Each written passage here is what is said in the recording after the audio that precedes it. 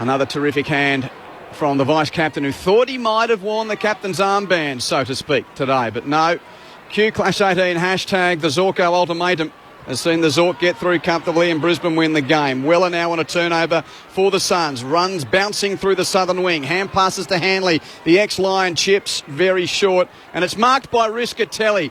I hope the siren sounds and Risca gets a moment. Oh, he chipped it away before the bell went. That would have been nice if an ex-Lions best and fairest could have had a late kick. But as it is, it's a margin befitting of first versus last, and Brisbane go to the top of the ladder.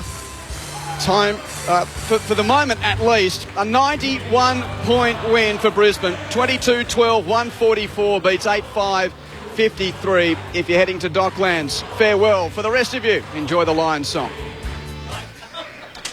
Thanks, Quentin, and welcome to Docklands. It is arguably the match of the round on Grandstand AFL. The Western Bulldogs and Essendon, the two form teams over the past 6 weeks. The Dogs, they've won 4 games in that time. They sit on 8 wins, so it's particularly urgent for them given the maths. They need to keep winning if they're any show to feature in September. While for Essendon, it also feels like their season's on the precipice. They're currently on 11 wins, desperate to get to 12 as early as possible with a trip to Perth and a 6-day break against the Pies coming back. Corbin Middlemass with you in commentary. The roof is on here at Docklands. Andrew Mays alongside me. Maisie, welcome. Hello, Corbin. I reckon that live ladder on the AFL website is going to get a fair workout over the next couple of weeks, and tonight is going to be a key game in the makeup of the final 8. Huge changes for Essendon, so a new wave of injuries. They had 5 forced changes, which means that a very different looking team to what they could put out when fully healthy. Yeah, and that is going to be fascinating, not only from an Essendon point of view, but from a Dogs point of view as well. I know Luke Beveridge mentioned it yesterday in his press conference too. They don't really know what to expect from this Essendon forward line, so that might actually be a positive for the Dons. Liberatore and Daniel, 2 big outs for the Dogs. To go along with Essendon's 5 after their loss to Port Adelaide last week.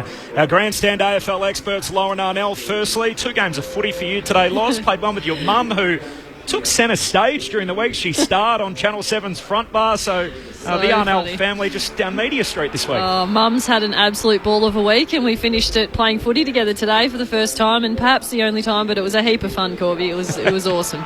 Did you give Mum a few handballs and make sure she had a couple of kicks? I was fortunate. We were actually playing against Darebin, so a lot of my old teammates from when I first started, so they let me kick it to Mum and handball to Mum with no dramas, so it was pretty nice. Brendan Goddard's here, former St Kilda Essendon champion. BJ, what are we in for tonight? Ladies, gents, what are we in for? Well, yeah, as you kind of set the scene, a pretty important match for both teams, in particular Essendon, but some key matchups are looking for Clark, Dylan Clark, that is, who he goes to in the midfield. I think he's got 2 choices, Loz, between McRae or the Bont, so kind of take a choice there. What or about Dunkley? Dunkley? Well, Dunkley's he's the hunter. Yeah. What about Hunter? Lockie Hunter on a wing? Or someone, just be half a cannibal, someone, please. Already. but Dunkley's the man that generally goes to someone and then works off them, so I've got him down for either Merritt or Shield as the obvious one. The Dogs have won the toss. They're going to kick what has been renamed the Fletcher end, ordinarily the Lockett end of the ground, here at Docklands. An Essendon home game, the Dons and the Dogs coming up. The other game tonight, huge importance down there as far as the ladder leaders coming into the weekend are concerned. In Geelong, they've been replaced momentarily. They have North Melbourne tonight, who have certainly got a spike in recent weeks under new full-time coach in Reece Shaw. Julian De Stoop is there for us tonight, as he will be throughout the night. Jules, welcome. Set the scene for us. Good evening, Corbin. Yeah, a dry, cold night down here in Geelong. Surprise, surprise, the Cats have made a late change. Zach Smith out managed. Interestingly, not Reece Stanley coming in, who played in the VFL. Lockie Henderson comes in. So it looks like Mark Blitzarves and Asaba Radagale are going to do a lot of the ruck work. Big game for the Cats. Lost 4 of the last 6. Brisbane's replaced them on top of the ladder. They could fall to third if they don't win tonight, and the Eagles win tomorrow. And certainly the Kangaroos love a physical style of game. They will test Geelong a lot tonight. So big night for the Cats. Only lost once here at Kardinia Park this year. I'm tipping them to get over the line, but I think it'll be a pretty close game. And Corbin, get those Bombers over the line, would you? We'll do our best. Jules, a bit of a red and black feel here at Docklands tonight. Updates from Jules De Stoop at Kardinia Park throughout the evening. The 5th member of our team, Anna Harrington, is in the front row. Anna, welcome. Thanks for having me. As always, pleasure to be here. Much nicer than in the rain at the G last week. Down here on the boundary with John Worsfold here for Essendon, along with Well, Zach Merritt among those starting on the bench for the Bombers, so we're set for an absolute cracker here. So the moment of truth for Essendon and the Western Bulldogs at Docklands on Grandstand AFL. You're with Andrew Mays. Zach Clark wins the tap down only as far as McRae. He got rid of it straight to Stringer, though, who burst from the middle for the Dons. Kicks a spiral inside 50. Bouncing ball, no mark taken. Tapped on the advantage of McDonald Tipper, but he couldn't quite get there. Left it in the end for his teammate, who snaps the goal. Shield starting deep forward, snapped it on his right. What a start for Essendon. After 20 seconds, they lead by a goal. Pretty good start, but I was mentioning that Shields actually started in the goal square. Zachy Merritt on the bench, so I think that's just to throw off Dunkley in the middle to see who they're going. So they're going with Clark, Stringer and Langford as the starting midfield, and it was Stringer that got that first clearance, and he was opposed to the Bontempelli. He's a centre bounce specialist, isn't he, Jake Stringer? You love seeing him line up in there, particularly at the start of a game. And I'm looking at the half-forward line for Essendon as well. McDonald, Tip and Woody against Suckling. I reckon that'd be making Suckling a little bit uncomfortable, particularly with that fast start by Essendon. No surprises. Hooker has gone back, so he's picked up Shackey. That's got to be the fastest goal of the year, I reckon. Straight out of the gates. 21 seconds. Umpire slams us down back in the middle. Zach Clark and English go at it. Clark first hands on it. Dunkley for the Dogs. Coughs it straight up. Hand pass to Langford. Kicks a high ball down to half forward. Brown with the run at it. Spoil comes over the back from Cordy.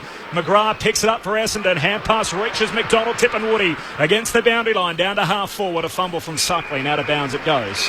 And a throw in. So Clark's conscious effort to get McRae, so he's the chosen one. And then there's Stringer, as you mentioned, Stringer by the numbers. Award-winning podcast, Daniel Harford, myself and Daniel Hoyne do on RSN. But he was the best clearance player per... I don't know what the right word is. You've got to deliver the stat if you get the plug out. Now McGrath goes inside 50 for Essendon. Spoiled the way of Hunter. Hand pass back to Dunkley. He just slams it out of danger. Going back with courage was Gleeson. Spilt the mark onto the scraps as Heppel. Wobbles a kick inside 50. Brown couldn't collect. Now another chance for Shield. He actually kicked it the wrong way in the end. Coming way up the ground is Shackey at centre half back. Dives on the footy. Essendon asked the question. Nothing doing. Ball up at the top of attacking 50 for the Dons. So it's the highest clearance percentage per appearance in a stoppage.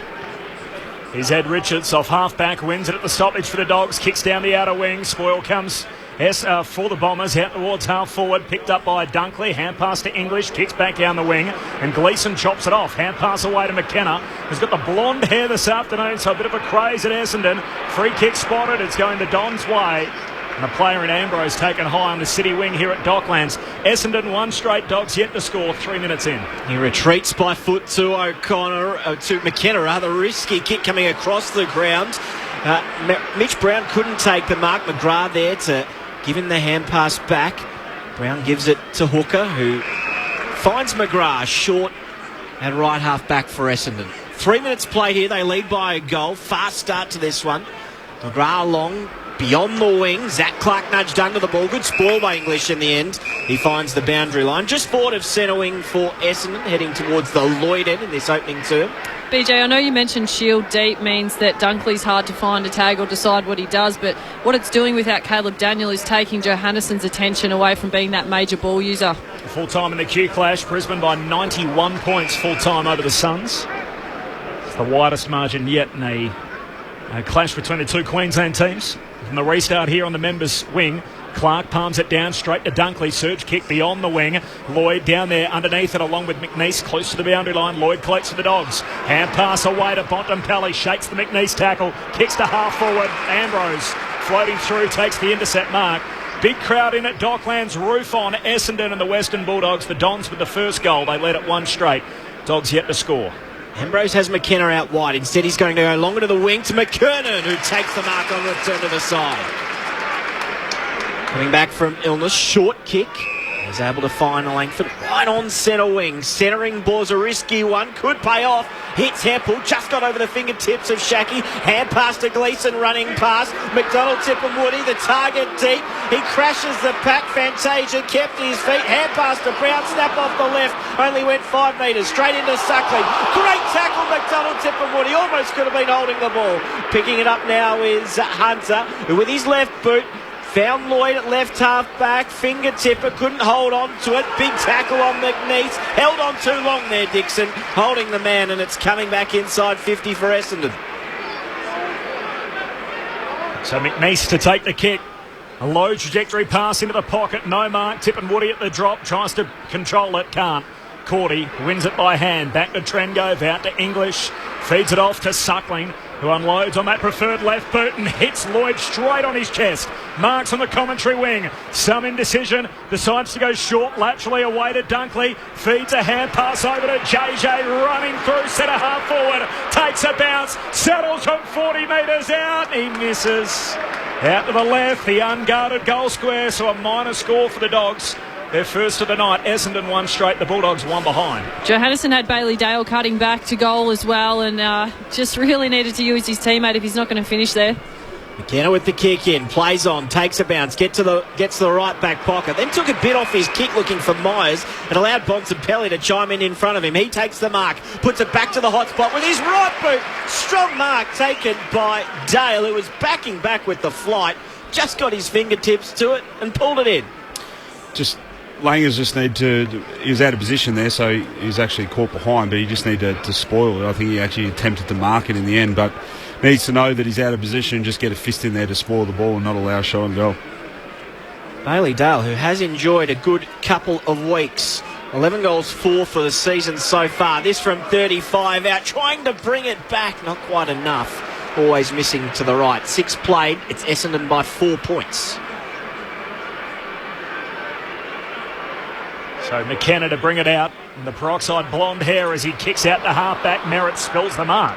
Regathers, shakes Lipinski, looks into the corridor. They got a man free in Myers who marks unguarded. Inside the centre circles, turns and loads up, kicks long. Fantasia makes a little bit of contact. Crozier takes the mark. He's coming to lend a hand in the back pocket for the Dogs. And kicks back to English, top of the defensive goal square. Plenty of hang time in his drop punt out wide to Trengove. Marks on the half-back flank, kicks outside the defensive arc, wants Lipinski. Redmond brought some pressure, Lipinski wins the footy to Smith by hand to Hayes. And Hayes fumbles over the boundary line of throw-in alongside the interchange gates. Grandstand AFL, Essendon by 4 points, they're 1 straight, the Bulldogs 2 behind, 7 minutes in. Ball will be tossed back into play. English and Zach Clark in the ruck. English got to the front position, palmed it down to Dunkley, who somehow got boot to ball. Redmond tracking back, couldn't take it. McLean was cleaner at ground level. Hand pass back to Bailey Smith. Now back to Hayes, who loads up. High kick inside 50. Shaki was punched away from him by Hooker. Now Essendon have numbers. Hand pass came from Dylan Clark to Myers. Now out wider to Zaharakis, who flares it to the outer wing where Bagley takes the mark. Lays off a hand pass as the kick comes down to half forward from Begley. That'll get us a few times tonight. Mark Bagley and Josh Begley both on the ground. Finds McKernan, kicks back to Begley. He's got it about 65 metres out at half forward. Up against the boundary line, he rolls around, kicks a helicopter inside 50. English out to meet it, no mark. Hayes mops it up and then just a surge kick back out to the city wing. McNeese underneath it. Norton does very well, paddles it to his own advantage, then knocks it out to Shaki. Back to Norton, has it defensive side of the wing, looks inside the centre square and hits Hayes, who takes the mark. Hand pass away to Hunter. Turns and goes long to the one-on-one deep. Dale down there with Redmond. Dale got a hand to it. Redmond tries to knock him off it. Dale still tracking the footy. Clever. Taps it back inboard. Tackle late on Smith. Dispossessed. And he was taken high. Set the umpire a free kick for Bailey Smith. Essendon fans aren't awake to it just yet. This will be a kick for Smith on a 45-degree angle from 10 metres out.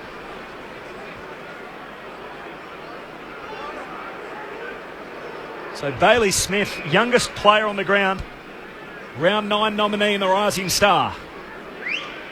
One of just 5 players, or 5 first-year players in the competition to have played every game this year. With the number 6 on his back, he moves in and threads his drop punt to put the Dogs in front. 10 minutes played opening quarter. 1-2-8 the Western Bulldogs. Essendon 1 straight 6. Let's head around the grounds. Julian De Stoop at Caninia Park. Yeah, 9 minutes into the first term, guys. Scrappy start. The Cats a couple of points. North Melbourne yet to score. Lauren Arnell and Brendan Goddard. Well, it's been a pretty fast back and forth game to start with, hasn't it, BJ? Yeah, it's Dogs are getting numbers back with Essendon. Essendon aren't particularly going slow forward anyway, but Dogs are making a pretty conscious effort to get numbers back, so it's going to be hard for Essendon to score if they don't use the ball well going inside 50. But free kick there, unfortunately. But you felt like the Dogs have probably had control of the last 5 minutes. Yeah, and missed opportunities as well. They could be 3 goals up. Smith with his 10th goal in his debut season. Shackey now into the ruck for the Western Bulldogs. He's up against Zach Clark. High leap by Clark. Won it down to Myers. Hand pass to McDonald. Tip and Woody. Good clearance here from the Dogs. Great kick inside 52. Brown slides in and takes the mark on his chest. 47 from goal. Well, there you see Waller's use of his if you didn't know, you wouldn't. Well, sorry, if you didn't know what footy is, you would have thought he was a left foot just then. But he's got great skills on both sides. But there's a good mix in the centre bounce. Waller come up from the forward, so you got speed, pressure around. Won't last long there, to be honest. Just because he's a speed power athlete. You got Dylan Shield in there as well as David Myers, so you got a pretty good mix in there. Brown from 51 lays into it. Oh, hits the post. Looked good the entire way. And just faded at the last moment. One behind. Essendon's first blemish of the evening. 1-1-7, plays 1-8. Dogs lead it by a point after 11 minutes. Suckling on the kick-out duties. Some hesitation, has a bounce, kicks to centre half-back, hits Dunkley. Takes the mark, comes out wide to Hunter. The Dogs with the white shorts on. Essendon home game, so predominantly in black with the red sash as Hunter kicks down the wing. Here's Richards, wins it for the Western Bulldogs. Hand pass away to McRae, back inboard. Diving slips effort from Hunter, no mark taken. Suckling mops it up. Hand pass away to Giray, still on the broadcast wing. Gives to Richards, a 1-2 with Hunter. Richards arches the back, gets around McKenna and then drives it deep to the top of the goal square. Norton over the back. The astronaut flew high and takes it over the head of Gleeson. And Aaron Norton will have a set shot 20 metres out, just left of centre.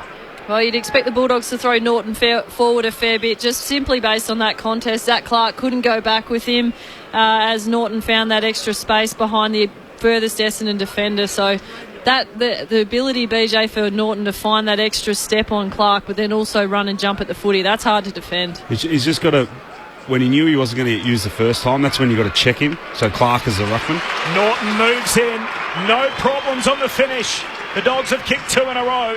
They've got it out to a 7-point break. 13 minutes played. 2-2-14. Essendon 1-1-7. Well, he's already great to watch, but you feel like BJ's just going to keep getting better and better, Aaron Norton. And you mentioned what Zach Clark potentially could have done, but there wouldn't be many as that could compete in the air with Norton with his pure height, but the versatility and the athleticism that Norton has, it's going to be very hard to compete with as he develops. Yeah, I think it was just more of a changeover. I don't think he was in the ruck at that particular time, but Clark had really good position on him. If you are watching the game off to the side, but just when he did then double back to get around, that's when you check him. Even if it's a little one, it puts him off balancing because he times it so well.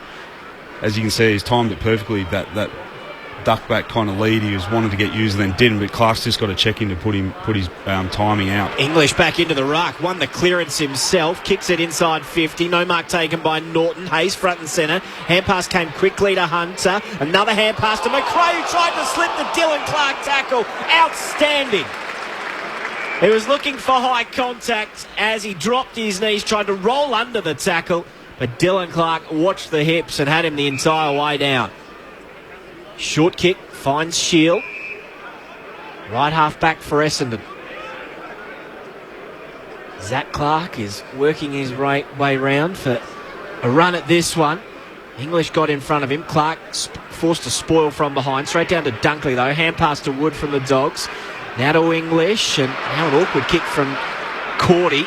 Great hand pass by Dunkley at ground level to Giray. His hand pass is knocked down over the boundary line and out of bounds in between wing and half forward for Essendon. So we all know about Bulldogs' high handball, particularly around stoppages and clearance. So it's a real opportunity for Essendon then to bring the pressure. So one of their key focuses leading into the week and leading in this game should have been about their pressure around the ball. So it's not at a high standard at the minute, but every time Bulldogs handball it, there's another opportunity to tackle if Essendon are on. Dunkley, a loose soccer from the stoppage, ends up inside the centre square. Hettel had it, hand pass picked off. Lipinski surge kick forward. McNeese one-on-one with McLean. McNeese no mark, tracking the footy, grabs it, wrapped up, tackle, dispossessed. Dixon top of the goal square. Dixon sockers to goal. Knock on surge on footy by the Bulldogs. They've kicked 3 on the bounce. 15 played opening term. The Western Bulldogs 3-2-20, Essendon 1-1-7. Dogs by 13, 15 minutes in around the grounds at Cardinia Park with Julian De Stoop. Yeah, Corby still searching for our first goal here. We've played 15 minutes in the opening term. It's still the Cats 2 behind. Kangaroos yet to score. Yeah, so Benny McNeice just need to keep the ball in a bit closer there. Loz, just I think there's a couple of fumbles there. Just pick it up clean here. He's let the ball come out. So worst case scenario, you let the ball out going forward or going towards the Bulldogs' goals. Or get caught holding the ball. Or get caught. It is, but his communication from Marty Gleeson there, but he just here lose it there. But even if he doesn't, it just managed to fall just at his feet. At least that gives you a better opportunity to actually defend it. McKernan this time didn't even contest in the middle. English slapped it forward. Now McRae, he's tackled immediately. Merritt had him going nowhere. Held to him, ball up forward of centre for the Dogs. English and McKernan again in the ruck. McKernan just pushed him in the back, got rid of him, tried to get the clearance. The umpire said, "You've got to be kidding." This is coming back for a free kick. English to take it. From the centre circles. Almost 50-metre infringement there. English just took a bit off that kick. Looked like he was going to load up long to the top of the goal square. Only just made it to the top of 50. No mark taken. McKenna got a hand in there for the Dons. And now Hunter tries to slip the tackle. Kicks it as he was on his backside. Got it to Lipinski. To Dale. Dale, quick kick inside 50. Fumbled initially by Dixon. Essendon went out by numbers until Shield gave it up. Straight to Dunkley. Kick to the top of the square. Hooker read it best. Going back with a flight. Took it on his chest.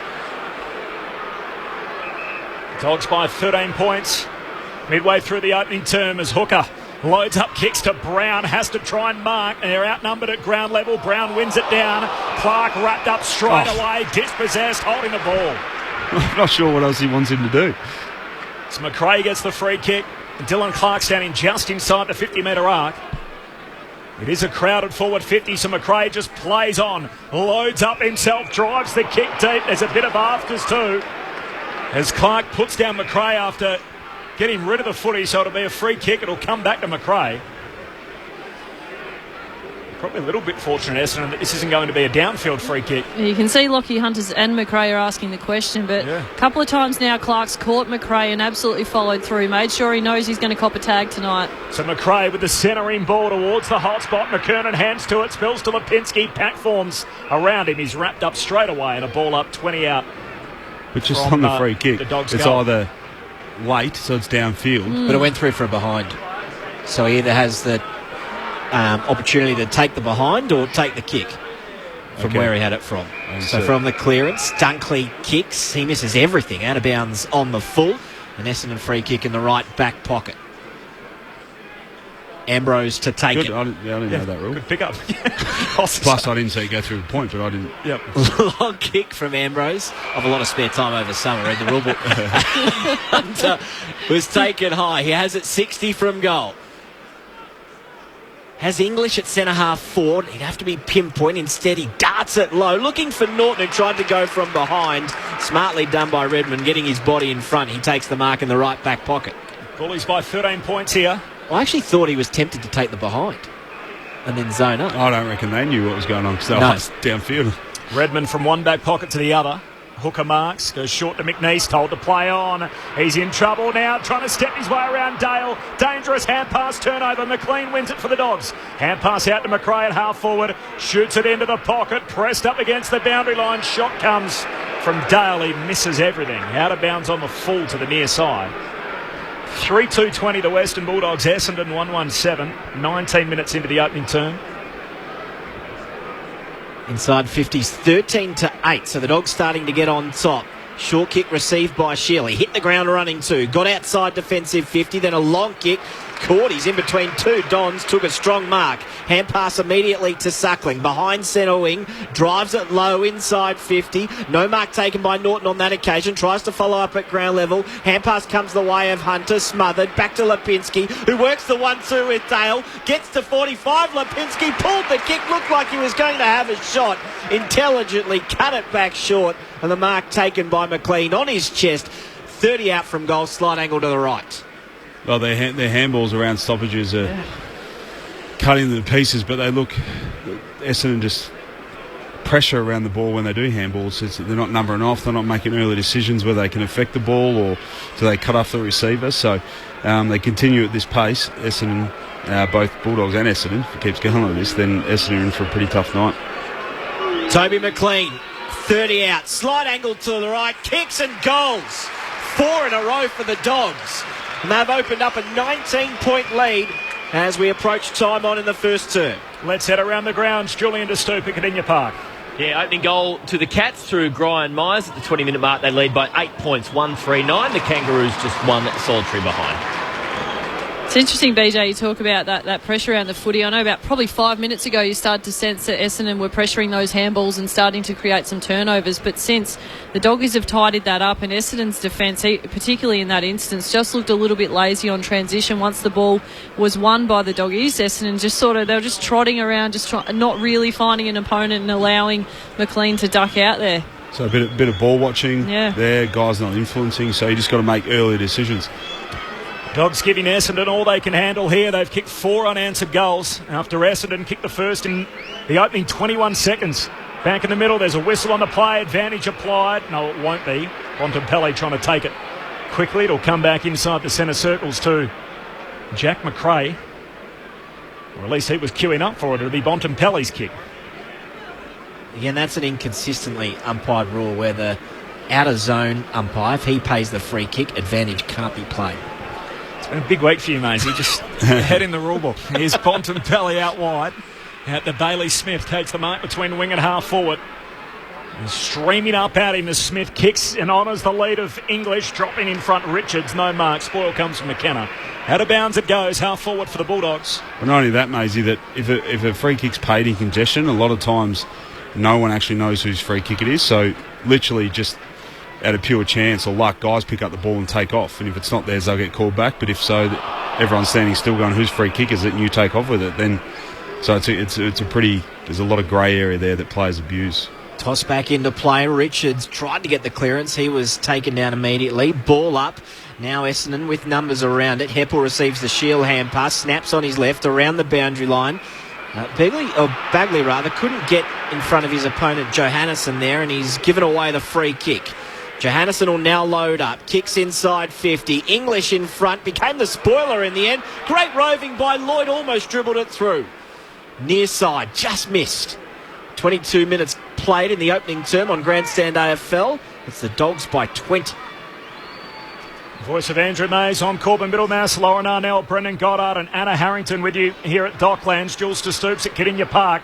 Essendon are up against it here, trying to work it out at defensive 50. Heppel up and down, hand pass from Gleeson made it tough for the Dons captain. He became the tackler on McLean, and so we'll have a ball up here 45 metres out from the Bulldogs' goal.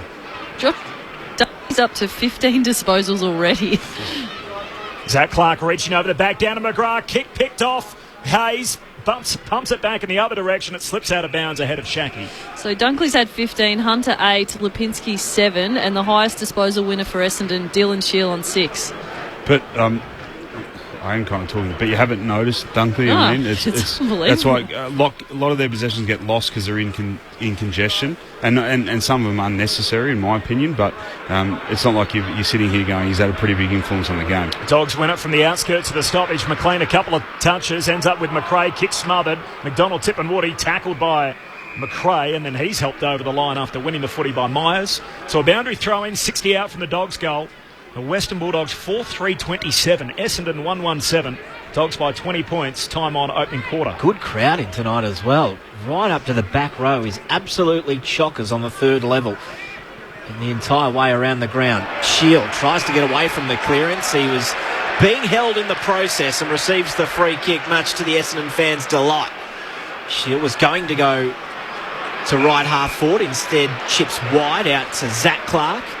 Looking for the hand pass, Redmond. He was looking for the interchange bench and stopped. Asked for the hand pass, didn't get it back in the end. McDonald, Tip and Woody and his opponent went down in back play. Umpire says play on. Hampel fires it to the top of the square. Big ball comes the way of Dixon. Hand pass to Richards. Hand pass to Crozier, who turns onto his left. He comes out of the left back pocket out towards McKernan. English reached over the top, became the spoiler, then became the tackler. Dylan Clark stood up well. Got the hand pass to McGrath. Hand pass to Zach Clark, who turns it over to Hunter, who works the 1-2 with McRae. Now hand pass to Bontempelli, who ran into trouble. Just got his arm free to hand pass. It's going to be another turnover now. Redmond runs through the wing, lowers his eyes. Good kick, almost finds Brown. Spoil came at the last minute. Brown now fighting for it at ground level. Over the top, Duray. Hand pass to McRae. Now to English, to Lipinski. Now another hand pass to Hunter. Dribbles a kick 15 metres forward to Suckling. Now McRae's away. Tucks it under his arm and then drives the kick to Dixon, who marks at centre half forward. The juggled effort, and Tory Dixon has it at true centre half forward, and he turns his back on the goals at the Fletcher end. He's going to have a set shot. Well, that's where the number of high possessions coming from the Dogs. There's so many handballs bobbling around. Essendon have half chances to influence it, but they're not turning it over. And, you know, when you get sucked in a little bit defensively, which Essendon are doing, that's where you can get the quick rebound for the Dogs, and Dixon out the back again. But I think it was Redmond's forward 50 entry, Loz, should have went deeper, because that actually brought a lot more of the Bulldogs midfielders into play with a shallow entry. Dixon shoots goal, and he is the ultimate sharpshooter. Tory Dixon with 2 in the opening term, and the Western Bulldogs make it 5 in a row. 5-3-33, Essendon 1-1-7. The Dogs by 26 points, as many minutes played in the opening quarter at Cadinia Park. Julian de Stoop. Point lead to the Cats. Only 1 goal so far to Brian Myers. They lead 1-3-9. The Kangaroos a couple of behinds. BJ, you mentioned the shallow entry from Redmond, so it's okay again if Essendon are being out-possessed, but they've got to be more direct, don't they? Yeah, so as you said, Bulldogs did, from the turnover here that Redmond actually, Essendon calls that Redmond got on the end of. If he had a kick long, even if it's wide, because he wasn't quite in that launch pad between 50 and 70, it bypasses all the midfielders that got stuck behind the ball from the turnover. So then that shallow entry, then the Bulldogs outnumbered Essendon by, it was like 5v2. So if he goes longer to a 1-on-1 or 2v2, then he's bypassed all the outnumber from the Bulldogs. Zach Clark down to Merritt, who kicks off his right boot inside 50. Wood with a decisive fist. Won't quite make the boundary line. Suckling's able to track it. He almost wanted the boundary line in the end. Has to fire a 20-metre hand pass back to Crozier in the left back pocket. Long kick out of there. Norton flew. He came from a long way back. Couldn't grab it. Got to his feet though. Intercepted the hand pass, and then he was taken holding the ball. Ambrose with the free kick. You could see him coming from 50 metres away there. Unfortunately didn't stick. So Ambrose with the footy right in front of the interchange. Kicks down to a contest at half forward. Zach Clark forced to punch it away out towards half back for the Dogs, and Hunter runs onto it. Up against the boundary line, kicks up into the front half. McLean and Hooker in the 1-on-1. Both go to ground, no mark. McLean off the deck, wins the ground ball. Hand pass to Lloyd, kicks to centre half forward. And Dale with the burst speed gets away from Heppel. Marks, feeds Dunkley into the open goal. And he's very lucky to have run this through just inside the goalpost. End-to-end footy for the Dogs. They get out going downhill. 6-3-39. Essendon 1-1-7. Dogs by 32 points. It's getting ugly for Essendon. Well, Toby McLean has been huge in that sort of pressure half-forward role, but going one-on-one, pure one-on-one contest with Cale Hooker and beating him in the air and at ground level, that is just exceptional by McLean, and that is his goal. How about Dunkley's kick, where he decided to go with the grubber kick and was very close to the padding of the goalpost? The umpire decided not to go to the video. That they tell us all these things are checked, but it was very close to the base of the post on the way through.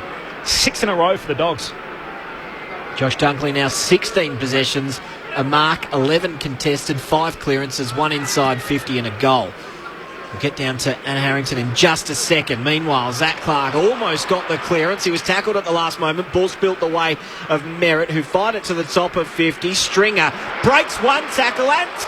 Tried to break 3. He bounced off the 3rd. Kicked it off the outside of the boot. Gets to the top of the goal square. Oh, Crozier was sensational. And then kicks on his right. It's an absolute floater, but it hits the chest of Bailey Smith at left half back.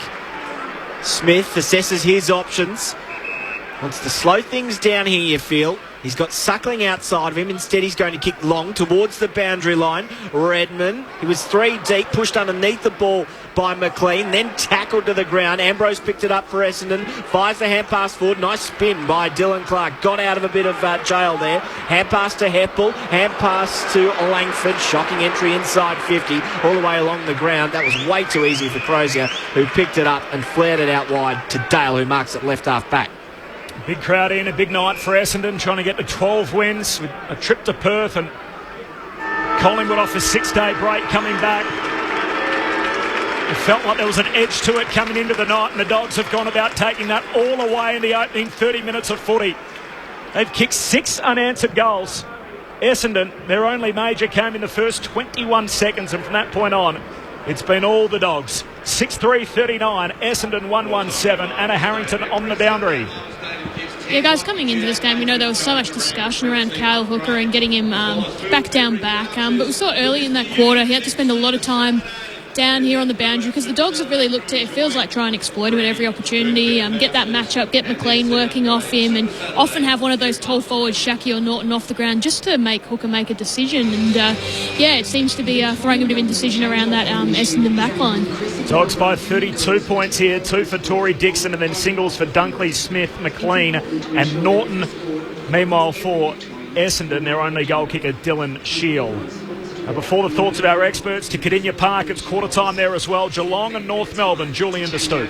Yeah, very tight, low-scoring tussle, Corby. Only 28 minutes in that first term. Geelong, the only goal of the quarter to Brian Myers. They led at quarter time 1-3-9. The Kangas just the 2 behind. Plenty of the good players getting their hands on the footy. 12 to Duncan, 9 to Dangerfield. Dangerfield's going head-to-head with Cunnington.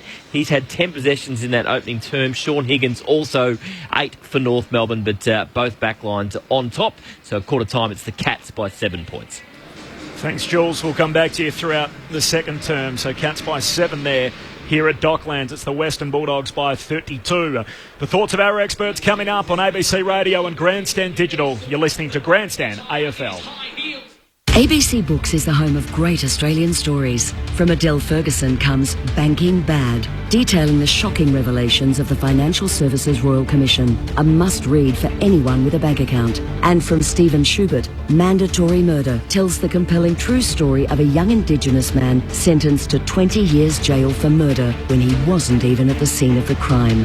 Banking Bad and Mandatory Murder, book and audiobook available from all good retailers and online. Grandstand AFL. Grandstand AFL. You're with Grandstand. McRae, he got rid of it straight to Stringer, though, who burst from the middle for the Dons. Kicks a spiral inside 50. Bouncing ball, no mark taken. Tapped on the advantage of McDonald Tipper, but he couldn't quite get there. Left it in the end for his teammate, who snaps the goal. Shield starting deep forward, snapped it on his right. What a start for Essendon. Suckling mops it up.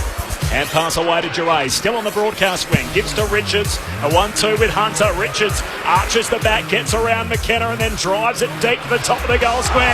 Norton over the back! The astronaut flew high and takes it over the head of Gleeson. And Aaron Norton will have a set shot 20 metres out, just left of centre. Norton moves in, no problems on the finish. The Dogs have kicked 2 in a row. Dunkley, a loose soccer from the stoppage, ends up inside the centre square. Heppel had it, hand pass picked off. Lipinski surge kick forward. McNeese one-on-one with McLean. McNeese no mark, tracking the footy, grabs it, wrapped up, tackle, dispossessed. Dixon top of the goal square. Dixon suffers the goal. McLean and Hooker in the one-on-one. Both go to ground, no mark. McLean off the deck, wins the ground ball. Hand pass to Lloyd, kicks to centre half forward. And Dale with the burst speed gets away from Heppel. Marks, feeds Dunkley into the open goal. And he's very lucky to have run this through just inside the goalpost. Grandstand AFL. On ABC Radio and on Grandstand Digital. Sounds there of the opening term. It was all red, white and blue after the first 20 seconds. The Dogs 6-3-39. Essendon 1-1-7. Quarter time as well at Cardinia Park. It's Geelong by 7 points there. But here at Docklands, the thoughts of our experts, Brendan Goddard and Lauren Arnell. Well, we spoke about how dominant the Dogs were, particularly in possession. 44 more disposals. And BJ, you mentioned a lot of them were handballs. Of the 44 extras that they had, 30 were handballs in the Dogs' favour. So we can see that they're handball happy, but what that does is suck in the defensive pressure from Essendon and leave outliers for the Dogs, and that's where they're burning Essendon on that defensive transition. I know you're frustrated, BJ, with the inefficiency inside 50 for the Bombers. 12 entries, 3 scoring shots from 12 entries. It's not going to win you a game of footy, is it? No, and a few of those, as I mentioned, Loz, were shallow. Even the last one from Langford. I'm not sure if he's caught in two minds, but he had a one-on-one, particularly when you get it inside the middle of the ground, which he was. You got a number of options where you can put the ball, but when you got a one-on-one, just somewhere in his advantage is key. So, and then the one a little bit earlier from Redmond, which is a shallow entry at the top of the 50, which then goes back down the other end for a goal. So there's a number of opportunities to get it in deeper, and from that, as I said, you bypass a lot of the midfielders and the opposition's players trying to get back to outnumber. So it doesn't give them then the opportunity to rebound and then most likely score, because when you do turn it over in that area. So, but quite frankly, the Dogs ran harder. They outnumbered at the contest, particularly well. And that was from the ball shifting in general play. So there's just the ability to gut run, make early decisions. As you said, that high handball game from the Bulldogs, they do it every week. It's part of their game plan, but you know what's coming. So therefore, as I said earlier, that Essendon have to make, or should have been thinking about bringing pressure, but good pressure is making early decisions, cutting off receivers, particularly with a high handball team. That's what they're not doing, isn't it? Yeah. They're not holding for the next receiver. They know the Dogs are going to handball, but they're actually going into the handball person as opposed to the receiver. Yeah, 2v1, or there was one there wide at the top of the Bulldogs 50, it was 3v1, but rely on the guy closest to the ball to rush and apply pressure, and then from there you force him into handball or quick kick, ideally, because then the backmen are probably in a more aggressive positioning and reading it, but then he's forced to either handball, and that's when the next tackle comes, and then that's when the pressure comes. But at the minute, Essendon just aren't making good decisions around the ball. Zach Merritt is going to start on the bench again at the beginning of the quarter, as he did at the start of the game. So he's down there alongside Andy McGrath, David Myers and Cole Langford on the Essendon bench. The Dons with a lot of work to do. It's the Bulldogs who have kicked the last 6 in the game on Grandstand AFL. You're with Andrew Mays, the Dogs by 32. Zach Clark and English to do battle again in the ruck. Clark probably won at that time. Straight down to McRae, though, who fires the Dogs inside 50. Gleeson leading the race. Nudged under the footy illegally, says the umpire. The umpire, interestingly, about 80 metres off that contest, called it. Dean Margetts, who was 10 metres away, didn't see a free kick there. Gleeson to take the free kick. Right back pocket. Kicks long towards the wing. His target out there was McKernan. Punched away from him. Now Dylan Clark has the ball at ground level. Spills, and he just gets a toe on it, although it went straight to Johannesson, who almost got out of the McKernan tackle. He just held on. Got the hand pass to Dunkley. Hand pass to English, who flares it out wide towards the boundary, just forward of halfway, where Hunter takes the mark. Hunter looking inside 50. His kick won't quite reach there. Shacky from 3 deep. Almost pulled it in. But it's that man again, Norton, who held on to it. Norton has it 55 from goal. Goes the hand pass in the end to Suckling, who just chips it to the top of the square. Go and mark that one. Almost going back with the flight and taking it was Shacky at ground level. Begley's able to rifle a kick out of there. It was high. Duray didn't complete the mark. Now he's got work to do at ground level. Fantasia over the top. He becomes the tackler. Ball held to him. Stoppage just inside attacking 50 for the Western Bulldogs. So Dogs by 32 points. Umpire tosses it up. Little kick comes away from the stoppage. Essendon bounce one towards the line. Begley, big tackle. Takes Duray over the line. Clearing kick from Shield. So a boundary throw in between wing and half forward. Jeez, took a bit of a divot. Yeah, I was just watching Jake Stringer trying to replace the divot there and push the sand back underway. From the restart, picked up by Johannesson. Hand pass away to Dunkley. Shoots a hand pass over his shoulder to McRae. A little fumble, time to mop up. Gives it to the Bont.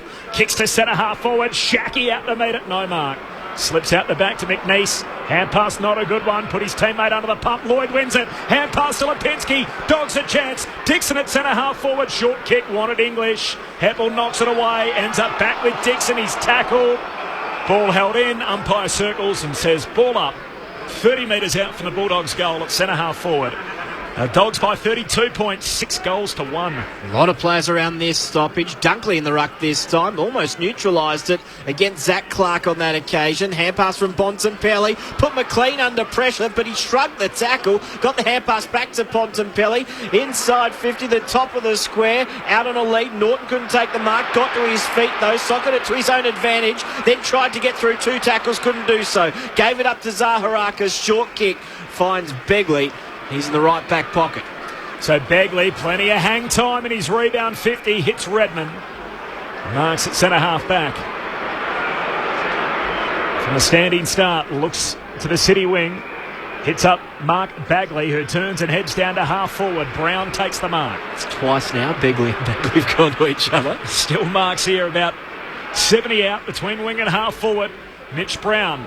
High ball towards the hot spot. Fist comes from Wood, lands in the lap of Dunkley. There's a whistle on the play. Dogs free kick. Everybody had their head on a swivel, and in the end, a rebound kick comes from Dunkley, who hits up Shankey, defensive side of the wing. Perfect example of that. He plucked it out of congestion. No one knew whose free kick it was, and then Dunkley just runs off it and says, play on. After everyone had stopped. Shankey from left half back. Kick is not a bad one, but the mark's even better. Taken by Norton, who kicks inboard. That kick's not so good. Zaharaka's got a spoil to it. Went forward, though, for the Dogs. Lipinski runs onto it. He's taken in a tackle. Good tackle holding the ball. Free kick going the way of Gleeson. Inside defensive 50 for Essendon. Flares it out wide. So McKenna, high kick around the boundary line. Not a bad one either. Hooker probably should have taken the mark in the end. Had separation on his opponent. Didn't take it. And a ball in right on centre wing. It's the Dogs still by 32 points. Cal Hooker trying to take a mark up around halfway, but runs into the defence here to stand Shackey as they reset from the boundary throw-in. Dunkley again tries to soccer it away. Skids to McDonald, Tippenwoody. Hand pass to McKenna. Kicks over the head of Bagley's intended target. Chopped off by Duray. Hand pass out to Hunter. Rebounds for the Dogs. Kicks into the middle of the ground. Hooker, a little casual, wrapped up by Lloyd. Spills to McRae. Hand pass through, reaches Shackey. Kicks to McLean. Unguarded in the goal square and bangs it up into the second tier. The Dogs are giving Essendon all they can handle here at Docklands. 7 straight goals for the Bullies. 7-3-45. Essendon 1-1-7. 5 minutes into the second term. Dogs by 38. Around the grounds at Cadinia Park, Julian de Stoop. Yeah, Colin, good start to the second term for the Kangaroos. Todd Goldstein's kicked their first goal. They now trail by just a point. The Cats 1-4-10. North Melbourne 1-3-9. 7 minutes gone, second term. Well, Jack McRae made a point of going to Connor McKenna after that goal because he was the extra defender that came up to the stoppage. They changed it out to him and he was moving forward with really no pressure at all, and it seemed like a very awkward entry. He didn't even get inside 50. Could have gone longer and put some more pressure on the Dogs' defence, but with an off kick and a turnover, the Bulldogs make you pay. Zach Clark v English again in the ruck. English just bangs it out of there. The bounce favoured him. He gained about 15 metres. McKenna couldn't gather. Dunkley just soccers it inside 50. Gets to Norton on the bounce. His hand pass knocked down. Now a chance for Essendon. Langford taken in a tackle. Held to him. We'll have a ball up. Top of attacking 50 for the Western Bulldogs. They're just getting it forward all the time at the moment, the Dogs, especially from the centre. English palms it down towards Bontempelli. He turns tackler. And we'll have another ball up in pretty much the same position, just outside attacking 50 for the Dogs. Umpire tosses it up in the air. English first hands on it. Dylan Clark gets a hand pass away to Langford. Clears from the stoppage. Kicks on the outer edge of the centre square. Mitch Brown goes to ground. Outnumbered. Cordy wraps him up. Pack forms. He's in trouble. Brown holding the ball. Free kick for the Dogs. And as he mentioned, a big crowd in here at Docklands. They're right at the back of the top level, and the majority of them in red and black, an Essendon home game. And they're getting completely punked here by the Dogs, who have kicked the last 7. As Crozier kicks long inside the forward 50. Picked up by Shackey, gets a kick forward, puts it out on the boot. Under pressure in the pocket. Free kick for Gleeson and Essendon. He'll take it alongside the behind post. The Bulldogs by 38 points, 7 minutes into the second quarter. Gleeson to right half back with a long kick. It's going to go over the head of Hooker. The flyer was McKernan. Got over the entire pack to the back. Bontempelli weaves his way through. Kick missed the target though. McNeese hand pass to Langford. Now out wide to Redmond. And further wide to Begley. He gets it to Merritt. Merritt, the final kicker. He goes to Barrett. Thought about getting on quickly, as you can hear frustration from the Essendon fans. He holds on to it, then he kicks to about a 4-on-3 or 5-on-3 in the end. Cordy over the top, he was shepherded out of it. A free kick going the Dogs' way. Cordy back inside attacking 50. Now it's going to go to English. Cordy had already played on. So English to take it at right half back. Dogs are piling on the pain here early for Essendon. Norton nudged under that contest on the wing, recovered quickly again, and then great tackle by Ambrose. Should be rewarded, but isn't. A ball up a metre inside the boundary line, 10 metres forward of centre wing. 8 minutes played second term. The Dogs' lead is 38 points here under the roof. Well, as you're on to Dunkley early, he's had 21 touches so far, 11 and 10 his breakdown, 8 minutes into the second quarter. The season high was set last week by Jack McRae, who had 45 against the Lions. That's not a Western Bulldogs high, that's a league-wide high last week. So that 45 in real trouble here with Dunkley having 21 touches already. From the ball up, it went out of bounds, so a stoppage nevertheless from the boundary throw-in. Another whistle on the play, another free kick, another one to English. He's been held over the shoulder, says the umpire, against Zach Clark, so English to take it. And the Dogs again into the front half. They've kicked the last 7 of the game. As English lays it up the centre half forward. Hands to it from Hooker. Falls to ground underneath Shanky. Hooker becomes the tackler.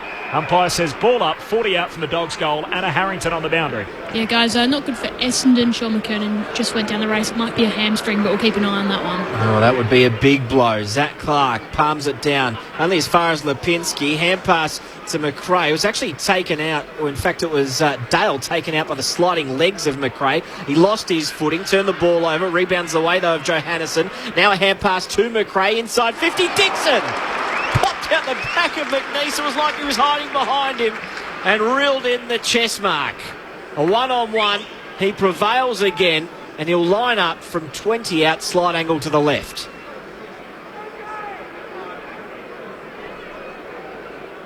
Tory Dixon already has 2 in the opening term. This for his 3rd of the evening. In he comes. This for 8 in a row for the Western Bulldogs. Dixon from 20 out. Low punching kick. He delivers his 3rd and he delivers 8 in a row for the Dogs. They're now out by 44 points. 10 minutes played, second term. Down to Cadinia Park, Jules to Stoop. North on top in this second term, but scores a level after 12 and a half minutes, 1-5-11 apiece. BJ, so we know the Dogs have kicked 8 goals since that 22nd, the first goal by Essendon. What's one simple thing the Bombers can do right now just to shift or slow down the momentum of the Bulldogs? Oh, they can play kick mark if they really wanted to, so maintain possession, just take the sting out of the game. So they're not going to get momentum back in a couple of minutes, so they're going to have to at least get it back to even and square out the match, and then you start to push the momentum your way. But the decisions around the ball, Bulldogs are just a lot sharper, making better decisions, and Essendon are just too slow to react. Lauren Arnell and Brendan Goddard on Grandstand AFL. There's a free kick here again. It's away from the footy. Myers to take it. He loads up off that left boot. Drives it deep to the hot spot. Shield down there. Hands to it. No mark. Slips away in front of Heppel and Richards. Heppel wins it. Hand pass out to Langford. Sidesteps around one. Gives it back to Heppel, who snaps to the teeth of goal. Back and marking Hayes. Chops it off between the big sticks of the Western Bulldogs and turns and kicks out of the defensive 50. Hits Lloyd on the chest, who marks at half back for the Bulldogs. Short kick inboard to Smith, who takes it. He stops, thought about going back to Lloyd, sold a nice dummy. Then he goes to his left to Suckling. Short kick to Shackey, forward of centre wing. He takes the mark, presenting in front of Ambrose. Shackey has a couple of options in the middle. Would wanted it over the opposite side of the ground. Instead he goes long. Ambrose had tracked back, spoil over the top. Couldn't find the boundary line. Emerging is Dale, who fires it inside 50. No mark taken. Essendon with the numbers. Hand pass comes the way of Gleeson. High kick out of the danger zone. Brown approached it from a long way back. Down to Zaharakis. Zaharakis with the hand pass to McDonald, Tip and Woody, who kicks inboard. It's a good kick too to Merritt. Merritt over the top. Risky one. This hangs in the air too long, and Tringo was able to cut it off for the Dogs. Hand pass away to Smith. Smith gives it away to Shanky. Short kick along the outer edge of the centre square. And McLean takes the mark. Toby's got 2 already, 3 for Dixon. The Dogs filling their boots as McLean kicks to the top of the goal square. Norton down their hands to it, no mark. Spills away to Gleeson, spun around, now tackled by Dale, dispossessed and holding the ball. And Bailey Dale will get the kick. 25 metres out, just right of centre. Anna Harrington on the boundary. Good news for Essendon fans. Sean McKernan back on the bench and no ice or anything yet, so can only assume that's good news. Injury list as long as your arm. The Bombers have 5 forced changes this week, and Maisie was saying pre-game about 7, their best 22 missing. Here's Bailey Dale. Usually a good kick at the footy. He nurses this one through. 9 in a row. The numbers keep getting bigger for Essendon, and the margin out to 50 points. 9-3-57 the Western Bulldogs. Essendon 1-1-7. 14 played second term at Cardinia Park. Julian DeStoop. Yeah, definitely got the close one here, boys. It's the Cats by a point, 16 minutes into the second term. Both teams wasting chances, though. The Cats 1-6-12, North Melbourne 1-5-11.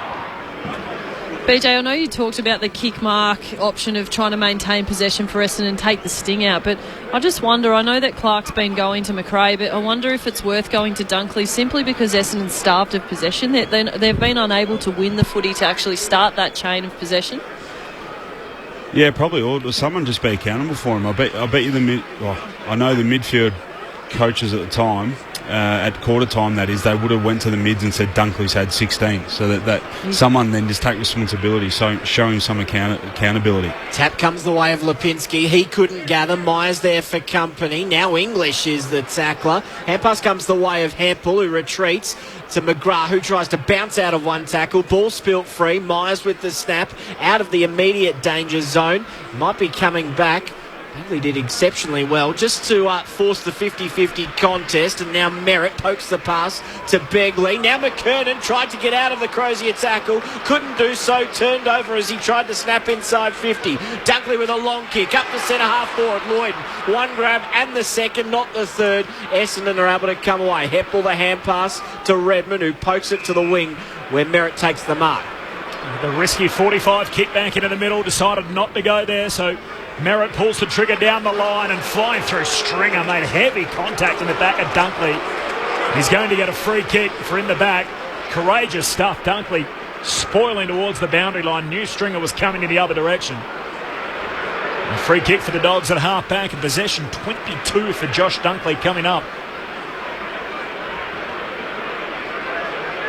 Essendon kicked the first goal of the game 21 seconds in through Dylan Shield, and from that point on the Bulldogs have kicked the last 9.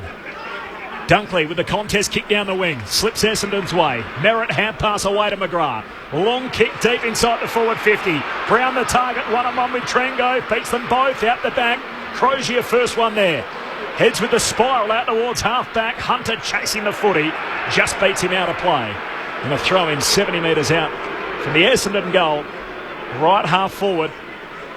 But that was a good entry there. The number of opportunities where Essendon got the ball in the same area as Andy McGrath did then.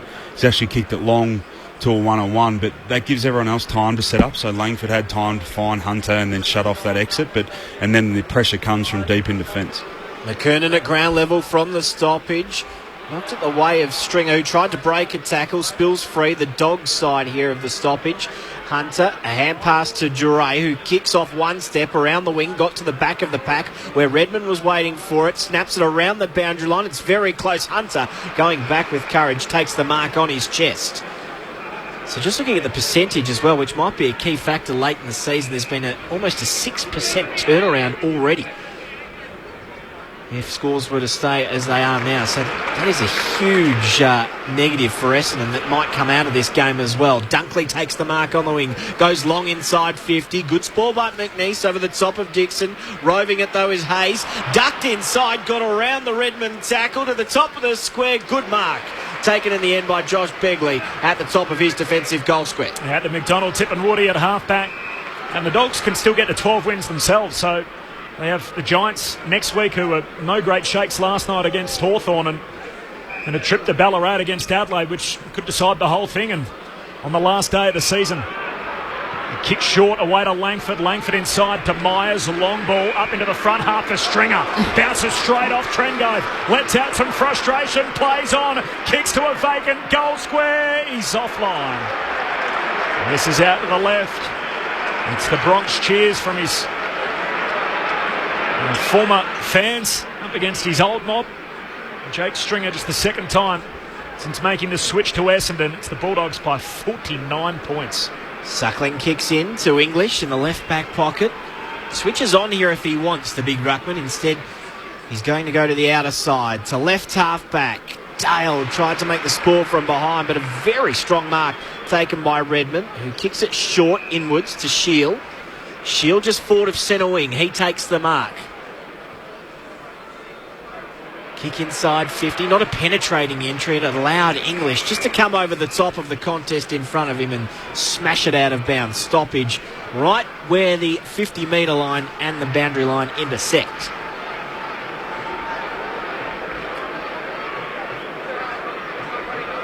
So the boundary umpire spins it back into play. The 244s, English and McKernan. McKernan grabs it down, ends up almost with English as he tracks the footy at ground level. McKernan lays a tackle on McRae, who's met as soon as he grabs it. The ball up. 70 out from the Essendon goal, kicking to the Fletcher end. Usually the Lockett end of the ground here at Docklands as McKernan tries to grab it out the ruck. Gets a kick forward, away to Stringer, takes on the tackle of Smith. He's run down but out of play, and the umpire says throw it in. Jake Stringer with a push and shove as he's trying to fly the flag a bit for Essendon. We've been completely outplayed in the game thus far, the Dogs having kicked the last 9. Love to say he's taking on one of his former teammates, but it was the new boy, Bailey Smith, who got him. Now Stringer's taken in a tackle. Dogs fans will love this one. Turnover for holding the ball. He was taken by a couple of his ex-teammates. And they'll be pretty happy when they get to their feet. McRae to take the free kick at left half back. Stringer leaves the ball, so McRae has to collect it from between his legs. McRae with the kick towards the wing. In fact, it goes over the wing. Where are the Flyers there? Running underneath it was Shackey. That made it easy enough out the back for Ambrose, who takes a strong contested mark. Ambrose for Essendon. Right half back, gets a Shepherd on the mark, gained a couple of metres, then kicked inboard. English, good mark over the top of McKernan, he plucks it. Now the Dogs are coming back the other way. English has it at left half back. There's only 9 premiership players out there for the Dogs, so heavy turnover in the last couple of years, and obviously Stringer there in red and black tonight as English comes out wide to Hunter, who chips up into the front half. Wanted Hayes, and Mark's going to be paid. McGrath can't believe it. Throws the footy back to Will Hayes, one of the inclusions this week for the Dogs, who lost Liberatore and also Daniel through injury, and yet have kicked 9 unanswered goals against the Bombers. McRae down at half forward, kicks inside 50. 2 Dogs fly at the back. Essendon win it. Hand pass comes away from Zaharakis. Haven't called his name a heap to McNeese. He gives it to Merritt. Short kick to Brown. He takes the mark, and Brown with the footy at left half back. Zaharakis just his 4th touch. 2-2 his breakdown. 21 minutes into the second term as Brown a long bomb to the contest on the wing. McKernan gets there, spills down to Dunkley. Another possession. Hand pass out to McRae to Johannison.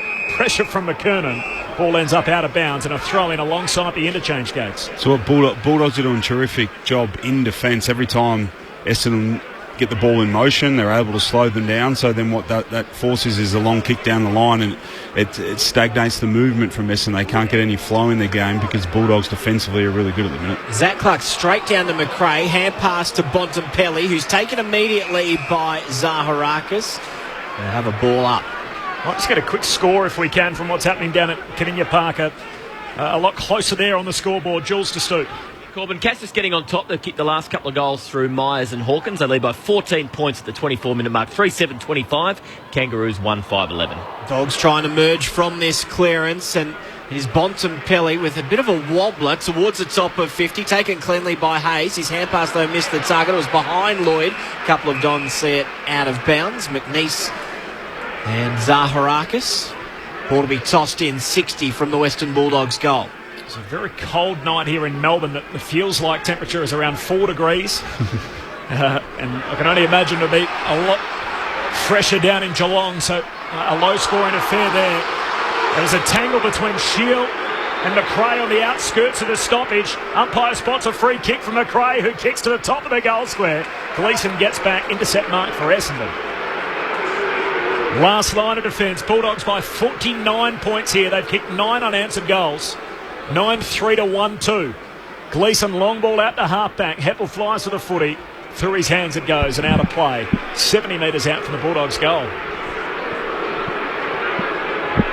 There's another instance there. So Marty Gleeson takes the intercept mark. Somewhat of a kind of a in-play mark, and then they got nowhere to go. They're forced in a long kick method, and then they just get a stoppage, spoil, restart, and the Bulldogs have been dominating around stoppages, so it works in their favour. Smith got the kick away to Suckling, who hand passed to McRae, hand passed to Hunter, high ball to left half forward, running onto it, Dunkley again, front and centre, hand pass inside 50, missed the target. Zaharakis, a little indecisive, then not a bad kick, sets Fantasia a task, paddles it to the advantage of McKenna. That was extremely well done. McKenna off the outside of his boot to Bagley, who goes inboard, and a nice mark taken by McKernan on his knees. He wants to go straight away. He saw Shield out the corner of his eye, overcooks the footy, going inside 50. Shield went to ground and getting into his back. Much to the delight of the Essendon fans is McRae. Free kick right on attacking 50. It's a smart professional free kick, I think, by Jake McRae as well. He's really slowed down the Essendon overlap and happy to give that in the back and take his time to allow Shield to get up. Dylan Shield kicked the opener after 21 seconds here this evening. They haven't kicked a major since. We're 24 minutes into the second term. But from Begley's mark, I'd like to see more. Like, you had Orazio Fantasia running past from the hands with about 4 metres, and I don't know how if he didn't see him, but you give the ball to who's catching Orazio Fantasia, and then that creates overlap, and then catches the Bulldogs defenders are out that are playing really aggressive on their opponents. 55 all the way to the line. It's not through though for one behind. He has won 1 for the evening now, and Essendon have won 3. They trail by 48 points. Suckling short to Johannisen. Johannisen kicks out of the defensive arc to Norton, who leads up and marks. Shoots a hand pass out to halfback. The Bailey Smith, the teenager and youngest player on the ground. 2 bounces, runs away from Fantasia, kicks down the line, misses Lloyd. Running close to the boundary line. Hooker intercepts for Essendon. Loose hand pass, wanted Dylan Clark. He almost lost it. No one attacks the footy. McLean, first one there. Hand pass away to Lloyd. Kicks across the body. Top of the goal line. Almost a chance for the Dogs. Going to ground, Dunkley. And stealing the footy is Redmond as he goes bouncing away. Out to the opposite flank. 3 bounces out of the defensive arc as he chips short down the line. He wanted Stringer, and he'll get a free kick for a push. So it'll come back to Jake Stringer at right half-back. Dons with the footy, but down by 48 points on the scoreboard. The Western Bulldogs have kicked 9 unanswered goals. Stringer from right half-back. He's trying to get the Dons going, injecting a bit of energy. And he overcooks that kick, though, and the mark easily taken by Trengove, who switches play, goes to centre half-back. Short kick from Duray, puts Smith under a bit of pressure. McKenna actually smothered his hand pass. It popped up straight up and down, though, for Smith, who hand passes to Johannisen to McLean, now inside 50. Free kick to Norton. Didn't look to be too much in that. He receives the free kick, 25 out, 45-degree angle. Dean Margits is on fire tonight. There wasn't much in it at all. I think if anything was to go against Redmond, it just looked like he may have shifted his eyes off the footy to put a little bit of contact on Norton, but those ones, more often than not, are accepted in those type of contests. So, Loz, if Norton did that to Redmond, do you reckon he'd be getting a free Not kick? at all, no. Yeah, so it's... What? Well, defenders always get hurt for marking contests that forwards don't. Yeah, it's ridiculous. It's the way the game's played, isn't it? Norton, 25 out, slight angle to the right, comes in and kicks another. 10 in a row for the Western Bulldogs.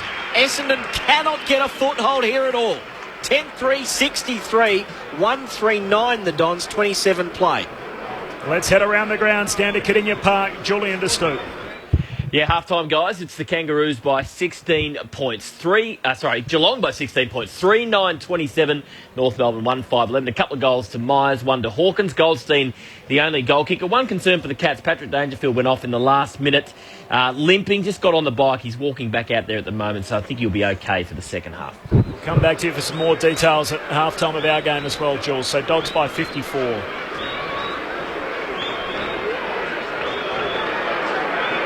Brendan Goddard and Lauren Arnell, it's our grandstand experts, Corbin Middlemass and Andrew Mays calling the footy, and Anna Harrington on the boundary line. It's hard to know what else to say about this performance. The Bulldogs absolutely mugging Essendon as Bontempelli away to Lipinski, back to Bontempelli. He loses control of the footy as Leeson wins it, and that'll do us. And there's the mixed reaction from the predominantly Essendon crowd in the house here tonight at Docklands. You've got the feeling coming in that both teams' season was really right on the precipice, coming in with the Western Bulldogs mathematically needing to win to keep themselves a sniff of playing in the finals, and Essendon with a growing injury list, a trip to Perth coming up, and then a 6-day break coming back to play Collingwood in the last round. That if they're going to get to 12 wins, this may have been their best opportunity on the run home. Well, they started well. They kicked the first goal inside the opening 20 seconds, and from that point on, it's been all the Western Bulldogs. They've kicked the last 10 of the game. The Dons go goalless in the second quarter. The Western Bulldogs 10-3-63, Essendon 1-3-9.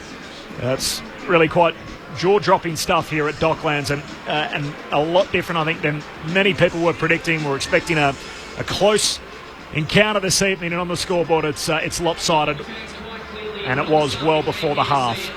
Dogs by 9 goals. Back to Kardinia Park. Julian de Stoops there for Geelong and North Melbourne. Jules, I guess your impressions of that opening half of footy down there. Yeah, Corbin, as you could probably tell by the scoreline, pretty scrappy affair. Both defences certainly on top. The last 10 minutes, Geelong certainly got their game going a little bit. It really started, or they were sparked by an incident involving Patrick Dangerfield, where Jai Simpkin slung him pretty ferociously into the ground. Thankfully, Patrick Dangerfield didn't hit his head. He got the free kick, and really from that point on, Geelong really started to dominate. Myers kicked his second goal. Hawkins, after a very lucky mark, he didn't hold for long enough in the goal square, added another one. And really for the last 10 minutes, the ball was played in Geelong's half. Patrick Dangerfield really has been the story. He's been very good. 22 disposals in that opening half. As we mentioned before, he just got a knock late in the quarter with a couple of minutes to go, limped to the bench and looked very sore, just jumped on the bike, and he looked to be moving okay when he walked back out there with his teammates to walk in for the halftime break. So hopefully he is okay. Mitch Duncan's also had 20. Cunnington, who's quite often been going head-to-head with Dangerfield, has had 15. One player that certainly has impressed for Geelong, playing his first senior game for the year, is Quinton Narkle. Certainly his pace around the packs is something the Cats have been missing a little bit lately. He's had 11 disposals. He set up a couple of goals in the opening half. And a couple of stats that I think Chris Scott will be very happy with at halftime. Their contested ball has been down the Cats in recent weeks. They're plus 17 in that. They're also plus 8 for clearances. And it's been interesting because Smith pulled out before the game. Reece Stanley played in the VFL beforehand. So they've gone with Mark Blitzarves predominantly in the ruck. Now, is this just a one-off, or is this the fact they've almost lost faith in both their ruckmen, and maybe it's something they're looking for towards the finals with Lockie Henderson going back in defence? Harry Taylor's had the job on Ben Brown, who's had a couple of shots, but unfortunately for the Kangaroos, hasn't been able to convert. But certainly Blitzarve's doing a good job in the ruck up against Todd Goldstein. So at half-time, after a pretty even first half, a couple of late goals to the Cats see them lead by 16 points at half-time. 3-9-27, 2 goals to Myers, 1 to Hawkins, while for the Kangaroos, their only goal kicker, their 1-5-11, is the ruckman in Todd Goldstein. Thanks, Jules. Have a break. Enjoy the spread there at halftime down in Geelong. So good spread too. Absolutely. The Cats up by 16. If you can get there in time. The Cats up by 16 points over North Melbourne. Here the Dogs by 9 goals, 54 points at halftime. Lauren Arnell and Brendan Goddard. Make sense of that for me, please. Sense was much of the same in the first quarter, in my opinion. The Bulldogs were... The decisions around the ball, their ability to shift with the ball from the initial stoppage or clearance or congestion was first rate, but it was really poor from Essendon. So, and then to link in some numbers with that, they're plus 26 contested possessions, so their ability to shift from the initial contest. So the post-stoppage contested possession, you got that, Loz? I've got that, yeah. is a stat. So that's one where there was an instance just here on the wing, but it came from the stoppage, and the Bulldogs... The handball then got flicked out under pressure, but the ability for the midfielders, the Bulldogs that is, to then run and outnumber at that ball, which it's shifts. Work rate, isn't it? Yeah. So it's the sharpness of the mind, right? It's not. I don't think it's got anything to do with anything physical, because you can't tell me that there'll be much separating the two teams physically. This time of year, 6-day breaks maybe, a number of 6-day breaks, but it's all got to do with the mind and how you prepare. I think with sharpness around the ball too. So. And then uncontested possessions, Bulldogs are plus 46. So you'd say a lot of that is handball, but then again, it's just making decisions to get on the spread, early decisions, both defensively and offensively. Because defensive decisions then, in that quarter in particular, from Essendon was really poor. There was a number of guys that were...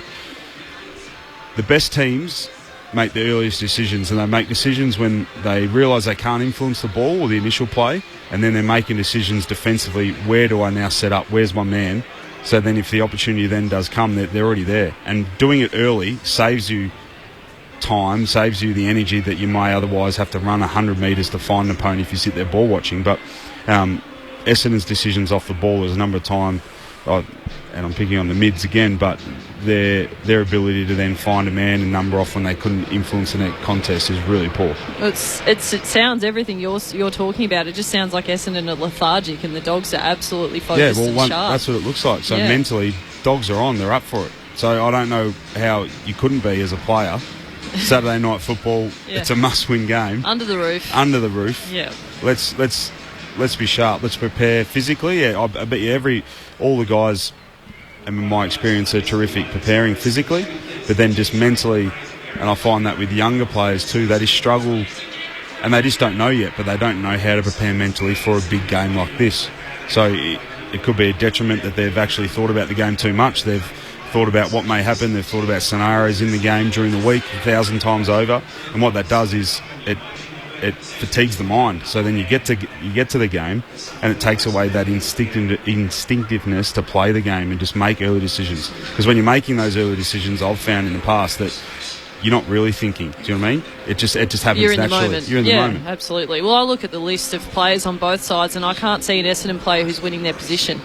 You look at the Bulldogs, they're absolutely dominant all across the field. So I wonder what the conversations are now at half-time, because sometimes as a coach you'd be thinking, well, if the margin's perhaps it's 30, you can say to your players, well, we're rubbish right now, so the good news is we can only get better, so we're still in this game. But right now, the margin is that far off, it's difficult. Yeah. It's not to say Essendon can't win this game, but they haven't scored a goal since the first 20 seconds of this match, and we're half-time.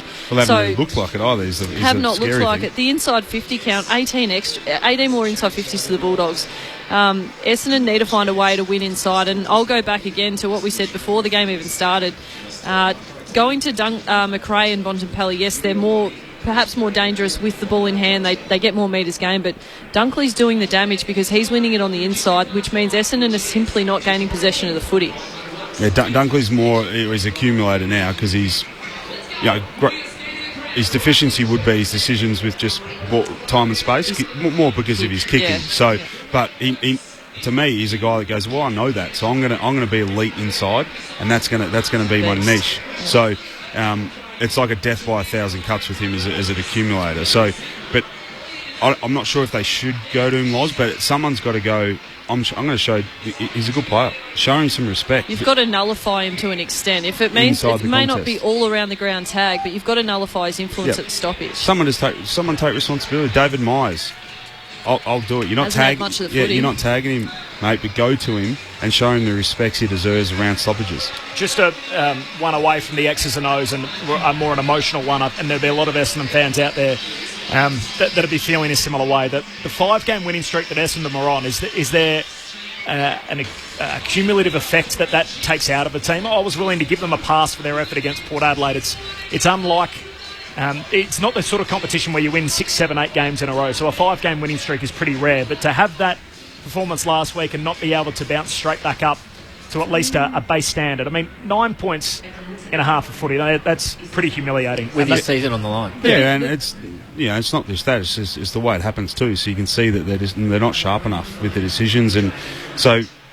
Yeah, look, you'd give them an excuse, and all teams an excuse to have that lull. I'm talking about the lull when you're up for 5 or 6 weeks. But Essendon are at the point I explained it is that they could have gone either way with their performances in terms of after their 5 wins. Are they closer to a really good performance because they're yet to really do it and they've still managed to win, or are they on the other side of it? Are they going to tip over and actually go south?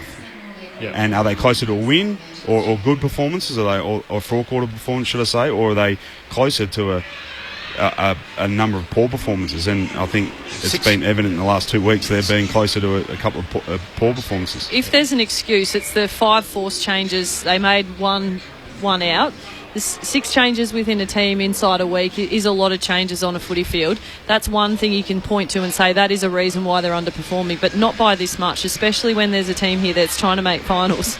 If you can't show a bit of list depth under these conditions against a team that's sitting 10th on the ladder, you're probably not going to do much even if you make finals. Yeah, that's right. And the guys there's no first gamers. These guys have played senior footy before, so a couple of them being very experienced players. So yes, it's somewhat of an excuse, forced changes, but these guys have been there and done it on a number of occasions. So, and a lot of them is like, well, I haven't had an opportunity in a while. So come in and just make most of it. Yes, play your role and have a red-hot crack. And it's just not that evident. They laid only 43 tackles last week against Port Adelaide. They're getting beaten in their tackle count tonight despite having 70 fewer disposals in a half of footy. So, BJ, you touched on tipping point. It feels like if there's 6 quarters of footy which tell you that for Essendon, we've just witnessed it. The Dogs by 54 points here, 10 goals to 1, and the Dogs have kicked 10 unanswered. Meanwhile, at Cardinia Park, it's half-time there, Geelong by 16 points. And in the Bledisloe Cup, which is on tonight, it's half-time, and the Wallabies are leading. So the Wallabies over the All Blacks at half-time by 4, 16-12, the score there at the new Perth Stadium. We'll keep you updated throughout the night. ABC Radio and Grandstand Digital, you're listening to Grandstand AFL. Second half action coming up, but first the latest from the ABC Newsroom.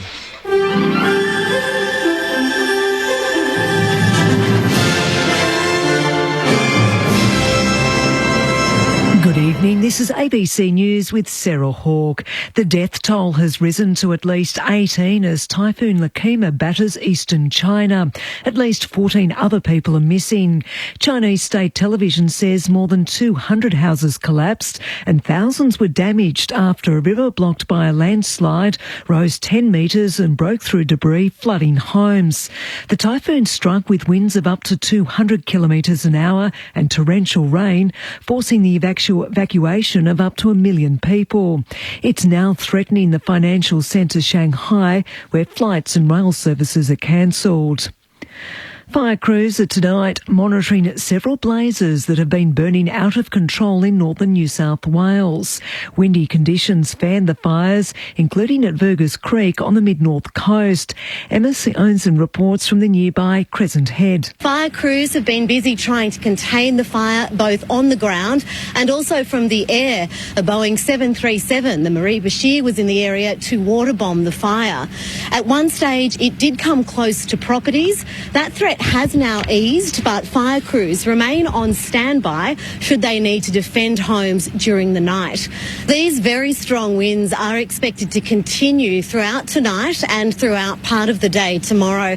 So fire crews expecting it to be a very long and difficult night and day ahead. Drivers in New South Wales have been warned to take care on the roads, with more snow expected in parts of the state that rarely see it.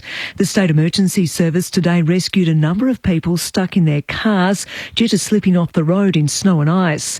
SES Assistant Commissioner Scott Hacknell says intense winds are meant to ease on Sunday, but driving conditions will still be dangerous. Certainly will still be very cold, and we're still expecting snow down to quite low levels, around the 600 to 700 metre level.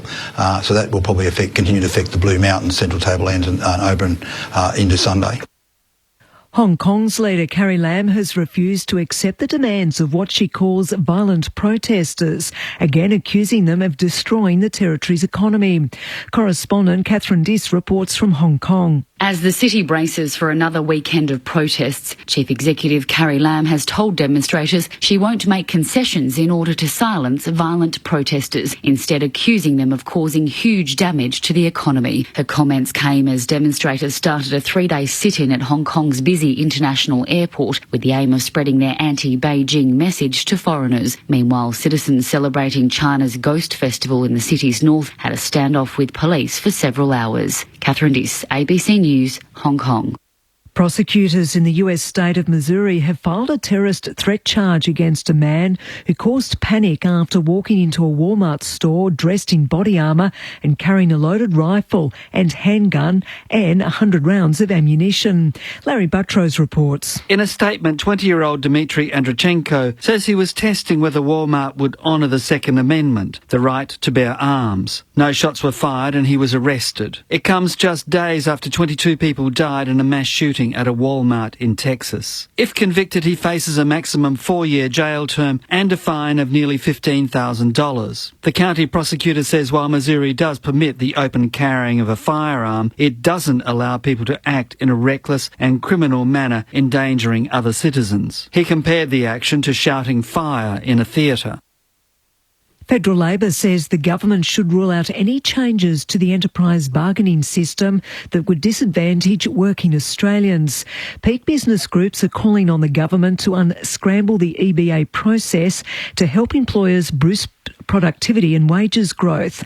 The Business Council of Australia has proposed removing the Fair Work Act's Better Off Overall test, which is labelled as unworkable. Acting Shadow Treasurer Katie Gallagher says company profits are at record highs while wages remain stagnant. This information tells us that it's working people who aren't getting their fair share at the moment. So we would absolutely not support that. We think the government should rule that out straight away. I mean, it's always working people that are the ones that have to give up something. The weather for the capital cities tomorrow: Brisbane, wind easing 21, Sydney windy 16, Canberra possible shower 11, shower for Melbourne 12, showers easing in Hobart 12, a shower or 2 for Adelaide 13, Perth sunny 22 and Darwin sunny 33. You've been listening to ABC News. In a cracking new drama from the ABC comes a character larger than life. Be a massive misunderstanding. Bloody ain't there, Has? Rebel Wilson, David Wenham, and introducing Alexander Bertrand. I'm Les Norton. You like hurting blokes, do you, Les Norton? Not especially. Could have fooled me. Les Norton. Part of the team now. Continues Sunday night, 8:40 on ABC TV and iView. Grandstand AFL. Grandstand AFL. You're with Grandstand. McKenna kicks over the head of Bagley. His intended target chopped off by Dre. Hand pass out to Hunter. Rebounds for the Dogs. Kicks into the middle of the ground. Hooker. A little casual wrapped up by Lloyd. Spills to McRae. Hand pass through. Reaches Shackey. Kicks to McLean. Unguarded in the goal square and bangs it up into the second tier. McRae, he lost his footing. Turned the ball over. Rebounds away though of Johannesson. Now a hand pass to McRae. Inside 50. Dixon. Popped out the back of McNeese. It was like he was hiding behind him and reeled in the chest mark. Dixon from 20 out. Low, punching kick. He delivers his third and he delivers 8 in a row for the Dogs. Short kick from Duray. Puts Smith under a bit of pressure. McKenna actually smothered his hand pass. It popped up straight up and down though for Smith, who hand passes to Johannesson to McLean. Now inside 50. Free kick to Norton. Norton. 25 out, slight angle to the right, comes in and kicks another 10 in a row for the Western Bulldogs. Grandstand AFL. On ABC Radio and on Grandstand Digital. Sounds there at the second quarter. The Western Bulldogs, they kicked the only 4 goals of the term. They've kicked the last 10 of the game. 10-3-63. They lead Essendon 1-3-9. So the Dogs by 54 points. Now, the longer it's gone, the worse it's got for Essendon. They kicked the first goal inside the first 21 seconds through Dylan Shield. And an avalanche from that point on, 10 in a row for the Western Bulldogs. Now, there's one other game being played. It's down at Cardinia Park. Second half is just about to begin. We might just take you there quickly. Julian De Stoop's keeping an eye on things at Cardinia Park. Geelong and North Melbourne. What's the latest down there, Jules? Yeah, Corbin, just started the second half, literally. So still a 16-point lead to the Cats. 3-9-27 North Melbourne, 1-5-11. Good news for the Cats fans. Patrick Dangerfield starting in the centre square after hyperextending his knee late in the second term. Latest edition of the Danger Show down at Cardinia Park with a scare for Paddy on the stroke of half-time. So Cats by 16 there. Certainly the close one. Jules will keep us up to date throughout this second half. Western Bulldogs by 54 points. 10-3-63. Essendon 1-3-9. Now the SMS line, if you want to get involved, if you want to pose a question to Lauren Arnell or Brendan Goddard, or just let us know where you're listening. Might blow up. 0437 774 774. That's 0437 774 774. So Anna Harrington on the boundary, Corbin Middlemass and Andrew Mays calling the footy, and Brendan Goddard and Lauren Arnell in the experts chair. The results earlier today, Collingwood by 17 over Melbourne, so the Pies provisionally in the top 4 ahead of Richmond on percentage, with the Tigers still to play tomorrow against Carlton. Port Adelaide by 47 over Sydney. Cam Sutcliffe kicked the goal after the siren to put Port in the 8, so they move ahead of the Crows on percentage, also still yet to play. And the Brisbane Lions by 91 over Gold Coast. Here it's the Bulldogs by 54. You're with Andrew Mays on Grandstand AFL. We will keep an eye on percentage in this second half as well. It started much the same as the opening half, although good bump by Merritt. He's able to turn it over. He gets it to Myers, who spins. He's turned it over, though. Now coming back the other way. Crozier receives the hand pass off his right boot. Gets it to right half forward. English contesting. Duray front and centre. Hand pass missed the target. Zaharakis intercepts. Hand pass to McGrath. Hand pass to Langford. Hand pass to Heppel. And now one further to Merritt. Short kick is a good one to right half forward, where Brown presents. Takes the mark. Thought about going quickly. Instead, hand passes to his captain in the middle. Should have been holding the ball. Too slow there, Heppel, but he was sold an absolute dummy. Now Bontempelli comes charging down the wing. A couple of bounces. Kicks inside 50. Shackey didn't take the mark. Crashed the pack. And the scraps are left for Toby McLean, who kicks another for the Western Bulldogs. 11 in a row, and they're on the board in this third term within the first 60 seconds. He now has 3 for the evening. The margin 60 points. I'm not sure what that handball would have achieved. Dyson Heppel standing still, demanding the ball from Brown. So that only adds confusion. So we look up here in the box and we see Sean McKernan and Waller, 1v2, and Hep's calling for the ball stationary 5 metres away. And Bagley was out early as well. So from that position, Brown, so it was a good kick from Junior, I call him Junior Merritt, Zachy Merritt, because Trengrove had position on Sean McKernan, so couldn't go there initially. So he kicks it to Brown, but from Brown's position, that's where you expect to get off the mark, then roll and get in deep inside 50. And then again a turnover in the midfield, Loz, and good luck defending it. Bontempelli, first possession back in the middle. Hand pass away to McRae, to Dunkley, to English, back to Dunkley. Kicks out wide, hits Duray. And again, the Dogs controlling the footy early stages of the third term. They've kicked 11 in a row. Duray out to half forward. Norton presents up. Second grab, got it. A big contested mark. We saw him have that breakout game on a Saturday night against the Tigers earlier in the year. 9 contested marks that night. He leads the AFL in the category. Looks for English. Travels over his head, and Zach Clark punches it over the boundary line. A throw in forward pocket for the Bulldogs. Boundary throw in here with the Dogs up by 60. 11-3 to 1-3. Early stages, third term. Dylan Shield kicked the only Essendon goal of the evening after 21 seconds of the match. They haven't kicked a major since then. Bailey Smith, great roving, bends it back, not quite enough. Kick lacking a little bit of penetration in the end. Gleeson goes back and takes it on his chest inside his defensive goal square. Kicks to the right back pocket to McGrath, who just checked his kick at the last moment. McLean chopped the arms of Stringer. Should have been a free kick.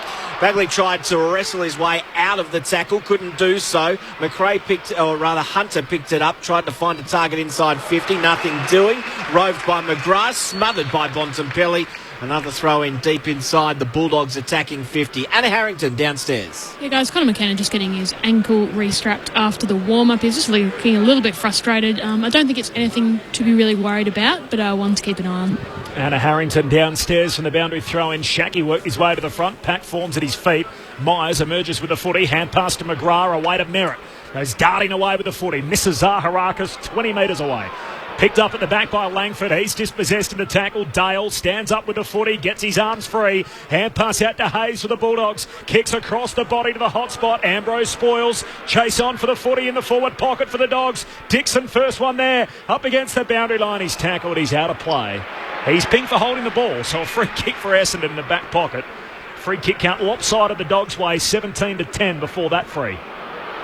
Shocking kick inboard to Hook. His kick smothered and sat up in the goal square for Bailey Dale, who couldn't believe his luck and socketed it through from 2 metres out. Oh, luck's a fortune. That was a gift. 12-3, 75 the Western Bulldogs. Essendon 1-3-9. 4 minutes played third term. The extraordinary evening continues. Down to Caninia Park and Jules to Stoop. Yeah, good start to the second half for the Cats, guys. Goal to Luke Dalhouse. They now lead by 23 points at the 6-minute mark. 4-10-34 the Cats. North Melbourne 1-5-11. Well, that's emblematic of the night so far, Loz and BJ. Well, I'm not sure where Hooksy could have gone from there, but even so, Paddy's got to hit that kick. So obviously, if he doesn't kick it at his ankles, then he's not put under pressure. But that's where footy's changed, where 17 other teams probably wouldn't take that because they've got nowhere to go, where Paddy should just go back, get it down the line, get it 70 or a goal, and they start again. Zach Clark grabs it out the ruck, kicks to centre half forward. Easton Wood tries to whack it away, picked up by Brown, snaps over his shoulder, floats one down to the goal line. He's missed everything. Out on the full. Western Bulldogs free kick alongside the behind post. This is the 28th consecutive game between these two teams played at this venue, which is unusual to have so many games in a row at the one place. Obviously, the home venue for both sides. It also means that since the ground opened, the fixture has only been played here. So you have to go back to 99, the last time that they've met elsewhere. And the long kick out from the Dogs at pack forms at half forward for Essendon. Was that at the G? It was, back in 99. There's been some iconic moments over the years too in games between Essendon and the Dogs. This is more one sort of infamous than famous, I think, tonight. No doubt about that. Shaki couldn't take the mark at right half back. He then turns it over by hand to Merritt. Hand pass inboard to Shield, who just got his arms free. Hand pass to Langford, who gets to the top of 50. Hooks it back. Good kick to the top of the square. It drifts over the head of McKernan. Trengove was being held initially. And he's going to get the free kick, albeit a little belated. Well, we've said a lot about the way Essendon have gone inside 50, but the Bulldogs defenders have been absolutely brilliant tonight. Trengove to right half back, and Duray might have got into the back, or in fact Lloyd got into the back of Gleeson there, who receives the free kick for Essendon. Short kick to the top of the centre square where Merritt takes it, and now he kicks a short ball to Langford. He marks 48 from goal. He'll have to kick this 52 to make the journey. He's directly in front. He'd have the distance, wouldn't he, BJ? Yeah, he's got the distance easy, but here I can't wait if he kicks a goal, or maybe even just a score. The Bronx cheers. It's been a little while. 21 seconds in, they kick their first. Essendon still waiting for their second. We're 7 minutes into the third term. In comes Langford from 50 out. We're still going to be waiting. This falls short. English is able to smash it through for a behind. 1-4-10. Essendon. The Western Bulldogs 12-3-75. 7 played third term on Grandstand AFL. So Suckling decides to play on from the kick out. Heads out towards half-back and hits Richards on his chest. Spoke about those games between the two teams. Of course, it was the Dogs that stopped Essendon from having the perfect season back in 2000 with their win in this round, round 21, 2000. They had the draw in 2002 with Matthew Lloyd missing after the siren. So lock things up, and the mark of the century, as Essendon fans will call it, Gary Moorcroft, between these two teams on this ground. The Dogs work it up to half forward. Quick kick from Lipinski, hits Dixon, marks up against the boundary line, looks to the top of the goal square. McLean back with the flight, no mark. Picks it up, snaps over his shoulder, trying to make it 4. He misses out to the left. He's run a mark inside the forward 50, Toby McLean. He's got 3, as does Tory Dixon. Behind here, Western Bulldogs by 66 points, 8 minutes played in the third term. They've kicked the last 12 of the game. McKenna with the kick in, short to the right back pocket where Merritt takes the mark. Thought about giving it back to McKenna, who was going to run straight into Hunter. So he opted against that. Instead, he's going to kick himself. Long kick to right half back. Trengove with the fly. Ball comes from behind. Cordy was waiting down. Hand pass to Crozier, who snaps back inside, attacking 50. Shackey almost took it in between two Dons. Still got the hand pass away to Smith, who smashed in a good tackle. He got to his feet, almost holding the ball. Umpire says play on. McGrath there for Essendon. Hand pass to McKenna. Hand pass to Hawker, who did well to fend off the running Hunter. Hand pass to Fantasia, and now to Brown. Long kick to right half forward. He overcooks it. All too easy for Suckling, who marks at the top of defensive 50. So Suckling with the footy decides to go short out of the defensive arc, and Bailey Smith takes the mark. So Smith at half back. He looks down the wing. A hand on it from Redmond. Knocks it away to Heppel. Hits it back inboard, and Bailey Dale tucks it under his arm and kicks quickly inside 50. Hand on it on the way through. No push for Ambrose. Gleeson, nervy moments. Top of the defensive goal square. Hand pass out to the pockets, picked off. Lloyd runs on the 180-degree angle, snapping goalward, but hits the post. Halfway up, a minor score. Dogs by 67. Might just give us a chance to go around the grounds down to Cadinia Park. 10 minutes into the third term here. Dogs by 67. Jules to Stoop at Cadinia Park. Yeah, 11 minutes into the third term, Corbin. It's a 23-point lead to the Cats. 4-11-35. Kangaroos 1-6-12. Myers has a couple of goals for Geelong. McKenna with the kick into the right back pocket where Hooker takes the mark. Dogs lead it by 67 here. 10 minutes played in the third quarter on Grandstand AFL. He kicks. Wood, decisive fist over the top. In fact, this is going to trickle back inside, attacking 50 and go out for a boundary throw in. Dogs can reset for another stoppage. Question from Andrew off the SMS says, how many players do Essendon currently have on their injury list, and who are they? Well, the list is about 16, but it's more the numbers of missing from their best 22, and we'll give you those in a moment. Zach Clark. Hand pass to Merritt, who kicks off the side of his boot into the centre circles. Bagley spoils only as far as Johannesen. Hand pass to Crozier. Hand pass to Trengove. Now he flares it out wide by hand. Misses the target initially. Duray got a vital hand in there to paddle it to the advantage of McRae. Looks for the return. Hand pass from McRae. It was a little dicey. Duray had to pick it up. Retreats by hand to Johannesen. Short kick is marked by Crozier at left half back. Crozier straight up the wing to Dixon, who takes it on his chest. So Dixon on halfway, kicks along the boundary line. The target was Lloyd. Redmond does well with the spoil. Picked up by Heppel. Hand pass away to Shield. Runs and carries. Hand pass to Langford. Shoots it out wide to Redmond. He kicks deep. Wants Stringer. Flies. Runs underneath the footy. Slips out the back. Wood should be first one there for the Dogs. Unkind bounce. Stringer sweating on him. Wood keeps it alive. He kicks out the half back for the Dogs. And again, they work it out of a tricky situation. Hand pass away to Crozier to Duray, and a chance for the Dogs on the counter-attack. Lloyd, hand pass to Lipinski. It's all opening up here for the Dogs. Lipinski further afield to Hunter. Sweeping hand pass inside 50. Norton had to wait on it, then got around his opponent pretty easily. Stabs a kick inside 50. Dale was out on the lead, took it on the bounce. Hand pass to Lipinski. They're queuing up. Hand pass to Lloyd, who shanks it. Missed it from 35 out directly in front. Normally a lovely user, Sam Lloyd. Misses to the left-hand side, one behind. They're doing it in behinds the last 3 of the game for the Dogs.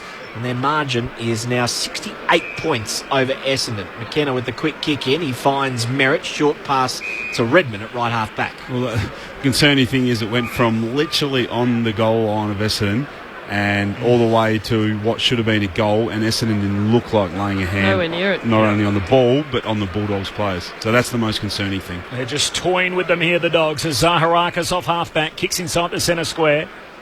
Hits Ambrose. He kicks from one point of the centre square to the other on the diagonal. No mark for Zach Clark, and Bailey Smith stands up with the footy.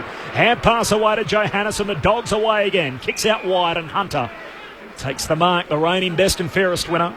So that injury list, you could count sort of 7 or 8 from their best 22. Guelphy, Francis, Parrish, Bellchambers, Hurley, Sard, Danaher and Smith. All missing from the Essendon side as Hunter goes long to the contest at half forward, and Hooker in the end marks uncontested, gives it to Heppel. Hand pass to Heppel. Heppel short kick to the point of the centre square where McDonald, Tip and Woody takes it on his chest. Up to the wing to Fantasia. McDonald, Tip and Woody thought about the hand pass, or receiving the hand pass, running past, nothing doing. Short kick by Fantasia into the middle where Shield takes it. Shield, switch of play to left half forward. Not enough penetration on that kick. Easy enough for Dunkley. Just chips in front of Heppel and takes it on his chest. Retreats inside defensive 50 to Suckling rather. Suckling with a short pass to centre half back where McLean takes it. Now he wants to switch to left half back, instead turns the opposite way and goes straight up the pipe with a short kick to Duray. Credit to Duray. He was relatively no real career left at Hawthorn, and he's found himself a real place in this Bulldogs defence. Dogs by 68. Duray at Nashaki. Leads up, takes the mark. Still in the defensive half. Hand pass away to Hunter, who keeps on running. Kicks looking for Dale. Misses the target. First player there, another Dogs player. Hayes hands it back to Bailey Dale, who keeps on running. That train's never late. He threads the goal on the run. Came steaming through, and there's a bit of a scuffle afterwards on the behind line. More goals for the Dogs. 13-6-84. Essendon anchored on 1-4-10. Their only goal came in the first 20 seconds. We've now travelled 15 minutes in the third term. Dogs by a new game high, 74 points at Cardinia Park. Julian de Stoop.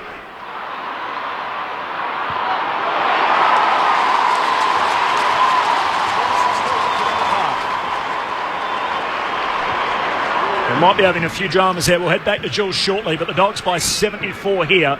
When we last checked, it was Geelong by a wide, starting to become a wide margin there. Narkles just kicked the goal to get it out to 30 points for Geelong. But that's training Jules stuff there, Loz. If the Bulldogs were efficient this quarter, they'd have another 3 or 4 goals on them. But just some kind of response from the Bombers now you're looking for. I like the intent with the ball, just to take a bit of the sting out of it, maintain possession, but then they still turn the ball over in poor spots when they're trying to do it. But I see the merit behind it. But just some type of response defensively is probably the thing I'm looking for. English down to McRae. He's tackled. A secondary stoppage. McKernan palms it the way of Heppel. Bontempelli sharks it though. Gave it straight back to Heppel. Heppel dispossessed. Thought he got the hand pass away. Umpire says holding the ball. McRae with the free kick right in the centre circles. McRae goes inside 50 or to the top of 50. Just trying to paddle it to the advantage of his teammate there was English. He went back for seconds. Picked it up. Taken immediately by Zaharakis. Didn't dispose of it, holding the ball. Essendon free kick. Zaharakis to take it from right half back. Goes inboard to McKenna, who takes the mark inside defensive 50. McKenna, short pass to Heppel, who thought about playing on. Suckling snuck a couple of steps over the mark. Umpire says that's okay. Heppel back further, deeper inside defensive 50 to McGrath. McGrath, a good kick out wide to left half back when McKernan takes it. He goes short down the wing to Fantasia. Mark still on a halfway, cuts back inside. McNeese picks it up on a half volley. Umpire yells play on, and now a ball up. He's tackled immediately by Dixon. So that's the one, they missed that kick. They take that mark. Benny McNeese is able to probably roll and get it deep inside 50, but instead he hits it at his ankles and a tackle and a ball up, and exactly where the Bulldogs want it. Of course, the Dogs from the stoppage again. McRae away to Lipinski. His kicks a turnover straight to Ambrose, and marks centre half back. Dogs by 74 points. They've kicked 13 in a row. Risky kick by Ambrose to right half back. Brown had to do some body work on Suckling, who now has him in a tackle. Suckling trying to knock it out to the advantage of a couple of awaiting Dogs in Bontempelli and Hunter. Can't do so. Ball held to him, ball up. Umpire just clearing the way for himself.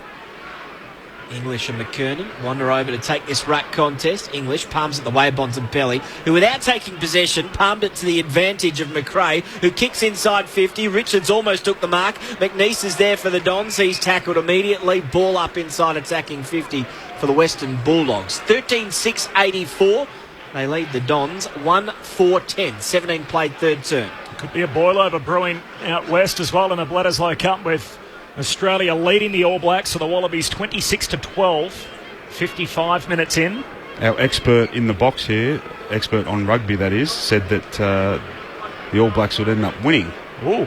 I didn't realise they had a red card, so they are playing with 14.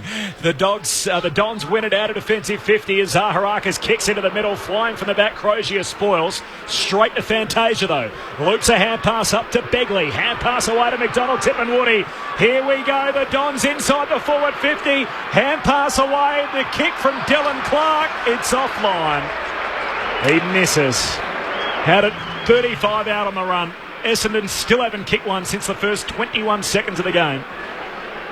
Dogs by 73 points here. Essendon 1-5, the Bulldogs 13-6.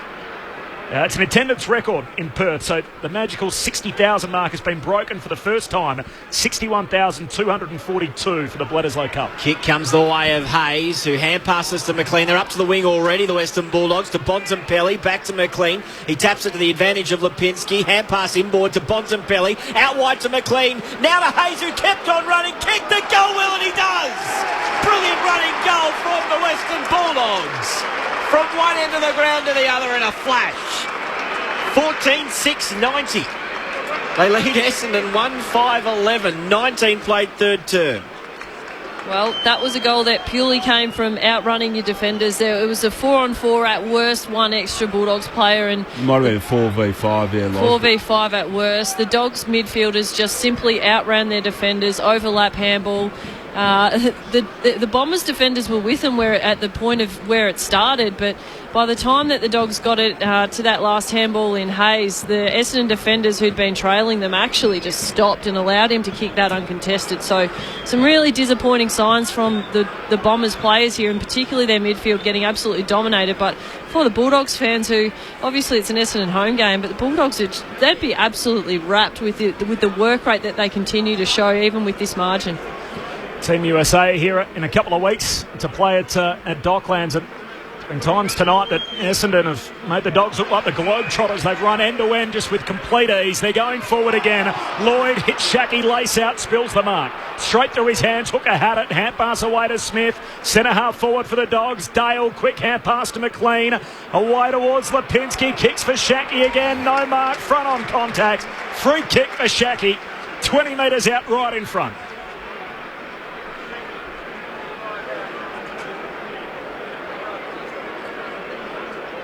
But there's a good example. So Shackey in the initial contest drops the mark. They flick two hands, but he's already made a decision. He goes, I can't influence the next phase, but I'll come back at goal to find space or get dangerous. And you know, when you go, well, where's Hooker, his direct opponent? He's still sitting there ball watching where the initial drop mark from Shackey was. Shackey drills it. That's 15 in a row, and the Dogs are completely humiliating Essendon. 15-6-96. Essendon 1-5-11. 21 minutes played in the third term. What's the biggest margin been this year, or lowest score? Probably lowest. Last night, there's a couple of 100-point. It was 90 odd today. Brisbane. Yeah, the Gold Coast biggest loss this year. They've had a couple of 90-point defeats. 95 against Adelaide and 92 against Richmond. I don't think we've had a 100-point loss. I don't think we've had a triple figures this year. No, that'll be good to put that under the belt. Notch on the belt, Bombers. But if Essendon are kept to one goal for three quarters, under the roof.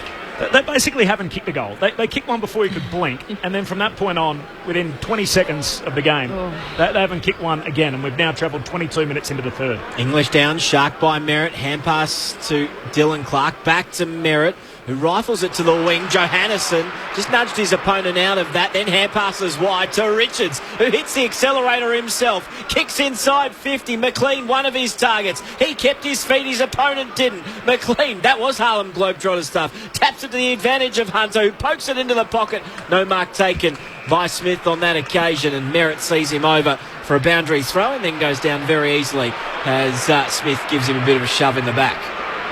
Oh, it's a free kick. Free kick for Merritt. Not sure there was a lot in that, but he'll take the free kick in the right back pocket for Essendon. 22 played third term.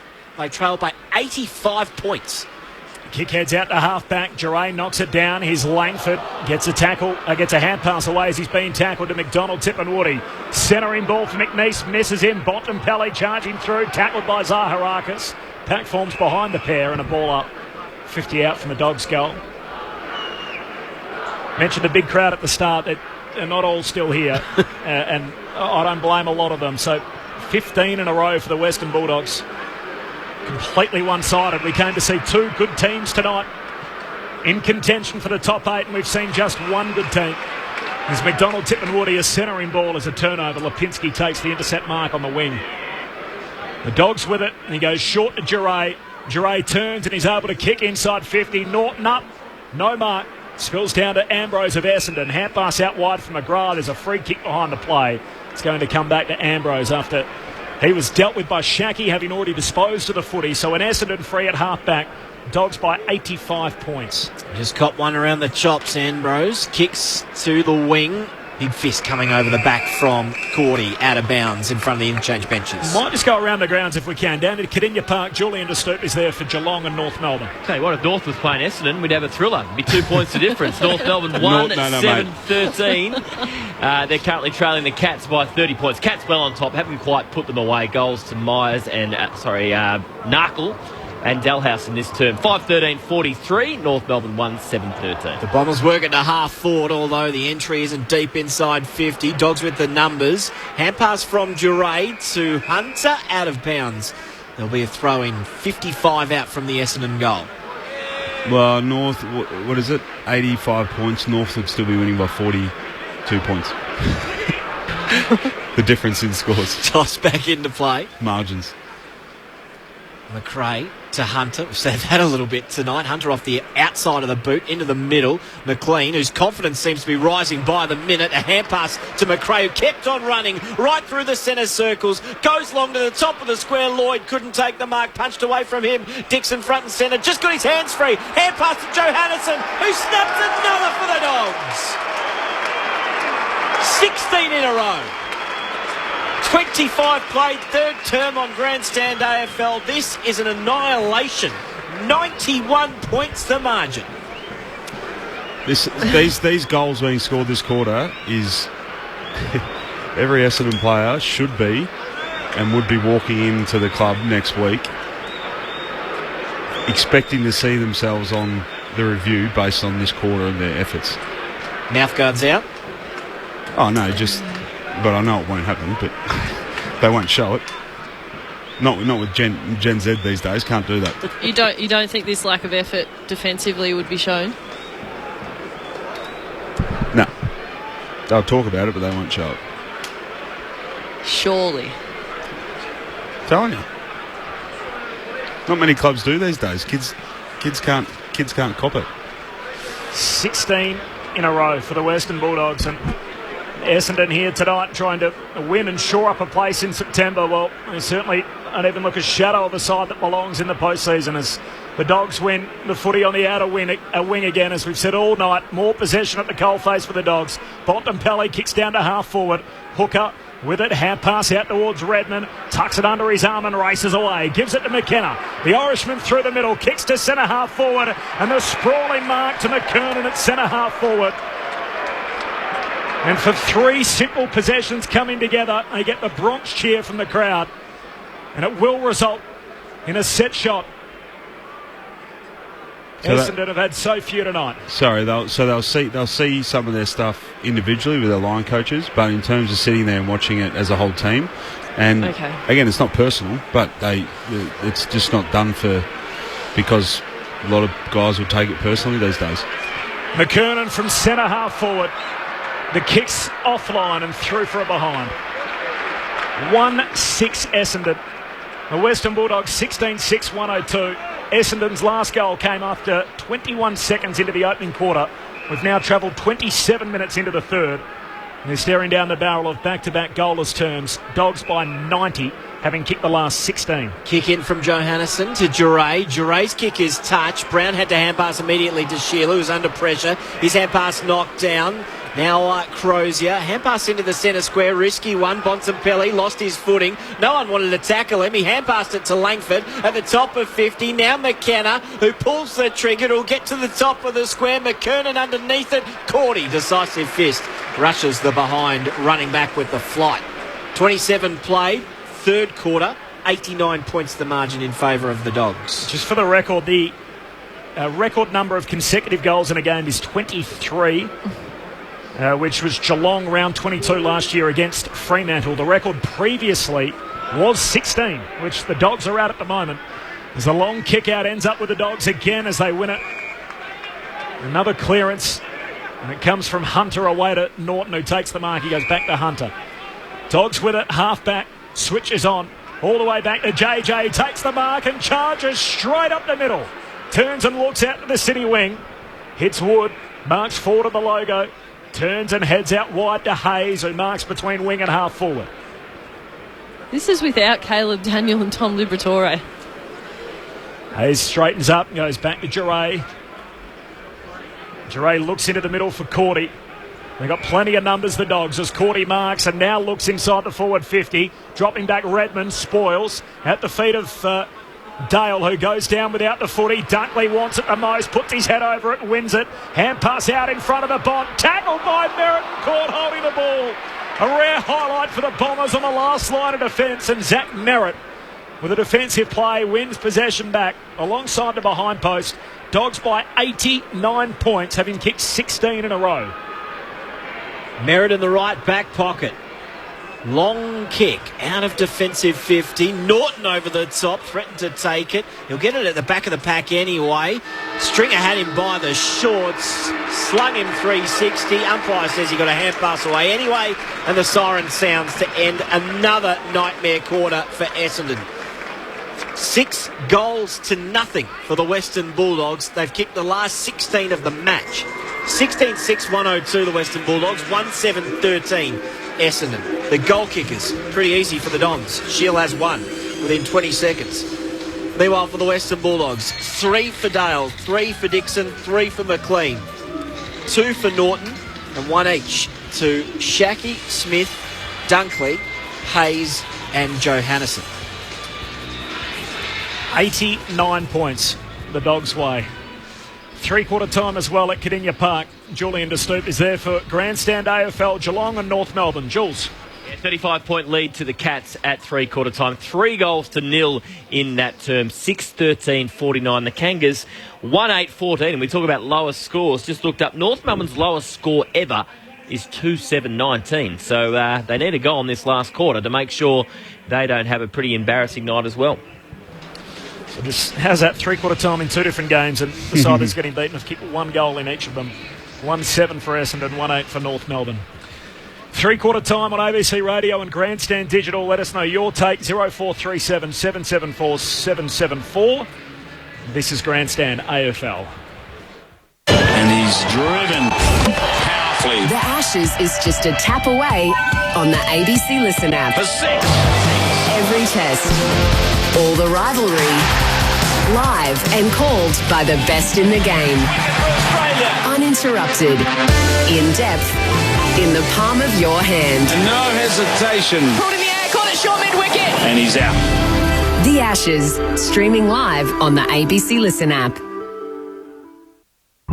Grandstand AFL. Grandstand AFL. You're with Grandstand. Brown presents, takes the mark, thought about going quickly. Instead, hand passes to his captain in the middle. Should have been holding the ball. Too slow there, Heppel, but he was sold an absolute dummy. Now Bontempelli comes charging down the wing. A couple of bounces. Kicks inside 50. Shackey didn't take the mark, crashed the back, and the scraps are left for Toby McLean, who kicks another. Shocking kick inboard to Hooker. His kick smothered and sat up in the goal square for Bailey Dale, who couldn't believe his luck and socketed it through from 2 metres out. Duray out to Shackey. Leads up, takes the mark, still in the defensive half. Hand pass away to Hunter, who keeps on running. Hicks looking for Dale, misses the target. First player there, another Dogs player. Hayes hands it back to Bailey Dale, who keeps on running. That train's never late.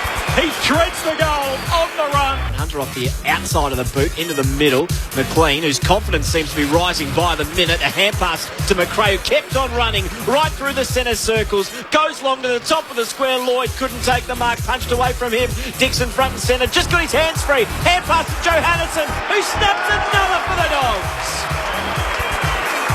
16 in a row. Grandstand AFL. On ABC Radio and on Grandstand Digital. Off the SMS line, Glenn in Footscray. Good evening to you, who's tuned in via the phone app. Great to have you with us, Glenn. And imagine if you're listening from Footscray, you're enjoying the story here. 16 in a row for the Western Bulldogs. They lead by 89 points. Hi, it's Mick here. I'm a Bombers fan listening in Roma in southwest Queensland. And what BJ said about not watching the footage in the review because the players are taking it personally. The Dons should be taking this personally after putting up a pathetic effort. Give them a proper spray. Meanwhile, another one here, no name attached to this, but says this is the worst performance I've seen from Essendon in 40 years of barracking for them. No heart at all. The theme off the SMS 0437 774 774. The breakdown of our experts, Lauren Arnell and Brendan Goddard, with the Dogs up by 89 points. Well, BJ, the comment about players taking it personally, I just wonder if you get creative. Oh, look, I'm going to believe you. But I just wonder if you get creative and package it up, say nothing, and just package up everything that we're seeing. There can't be a possible way to take it personally because almost every player on the ground will feature. Well, yeah, but what they might do is they say, here's one or two instances where it were really poor, and then they go, this is a trend throughout the whole game, and probably in particular the third quarter. But it's literally, we talk about it often with. Here's it. I catch myself every time I reminisce now, especially on air, and say back in the day. But back in the day, really not that long ago. Well, no, I'm going back to St Kilda days, early Grant Thomas days. We would come into we would have the review the day after the game, no matter when we played. And you used to walk in there and you'd replay the whole game over in your head or when you're involved, and you'd just hope that at one point in time that you didn't kind of shirk it, or you should have ran or you didn't run when you should have, because you knew that in that review you were going to be shown. You'd get found out. Yeah, you would get found out.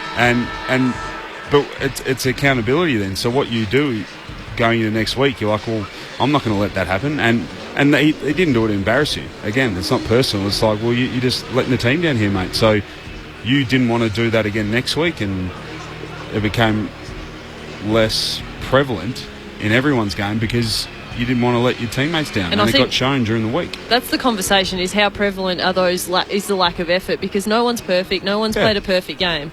No one will ever feel like they've played a perfect game, and when it comes to the effort that we're talking about, particularly on defensive transition, it's the multiple times that we're seeing it happen across the board from this team. Behaviour. Yeah. So there'll be time in, like you said, so Grant Thomas used to talk about, he said, one of our mantras, mottos, trademarks is 100% effort, 100% of the time. But we actually talked about, look, you're not going to achieve that. But it's like that old one that if you reach for the stars, you might the gap's smaller, yeah, right? you might fail at the clouds kind of thing, or you'll reach higher. But you won't get there. But if you aim for 100% 100% of the time, the more likely you are to succeed and get closer to it. Deep from you, BJ, at three-quarter time. The Dogs by 89 points. They've kicked 16 in a row. And there's a lot more to chop up here on the Essendon front before we're done. As Dunkley gets a hand pass out to McRae, kicks to half forward for Lipinski. Hand pass back to Bontempelli from 70 out, looks for Lloyd, no mark. Over his head, Gleeson picks it up, wrapped up by Dale, taken to ground in the tackle. And the ball up at half forward for the Dogs. No surprise, another clearance going the Western Bulldogs' way. Umpire tosses it up in the air. McKernan wins it down. McGrath, his hand pass picked off. Bontempelli to the top of the goal square for Shackey, who takes the diving mark. And Shackey's got it, top of the goal square, just left of centre. Oh, it's a slips catch in some ways, and we've seen Shackey a little bit shaky at times overhead tonight, but down below his knees, he looked very good in that situation.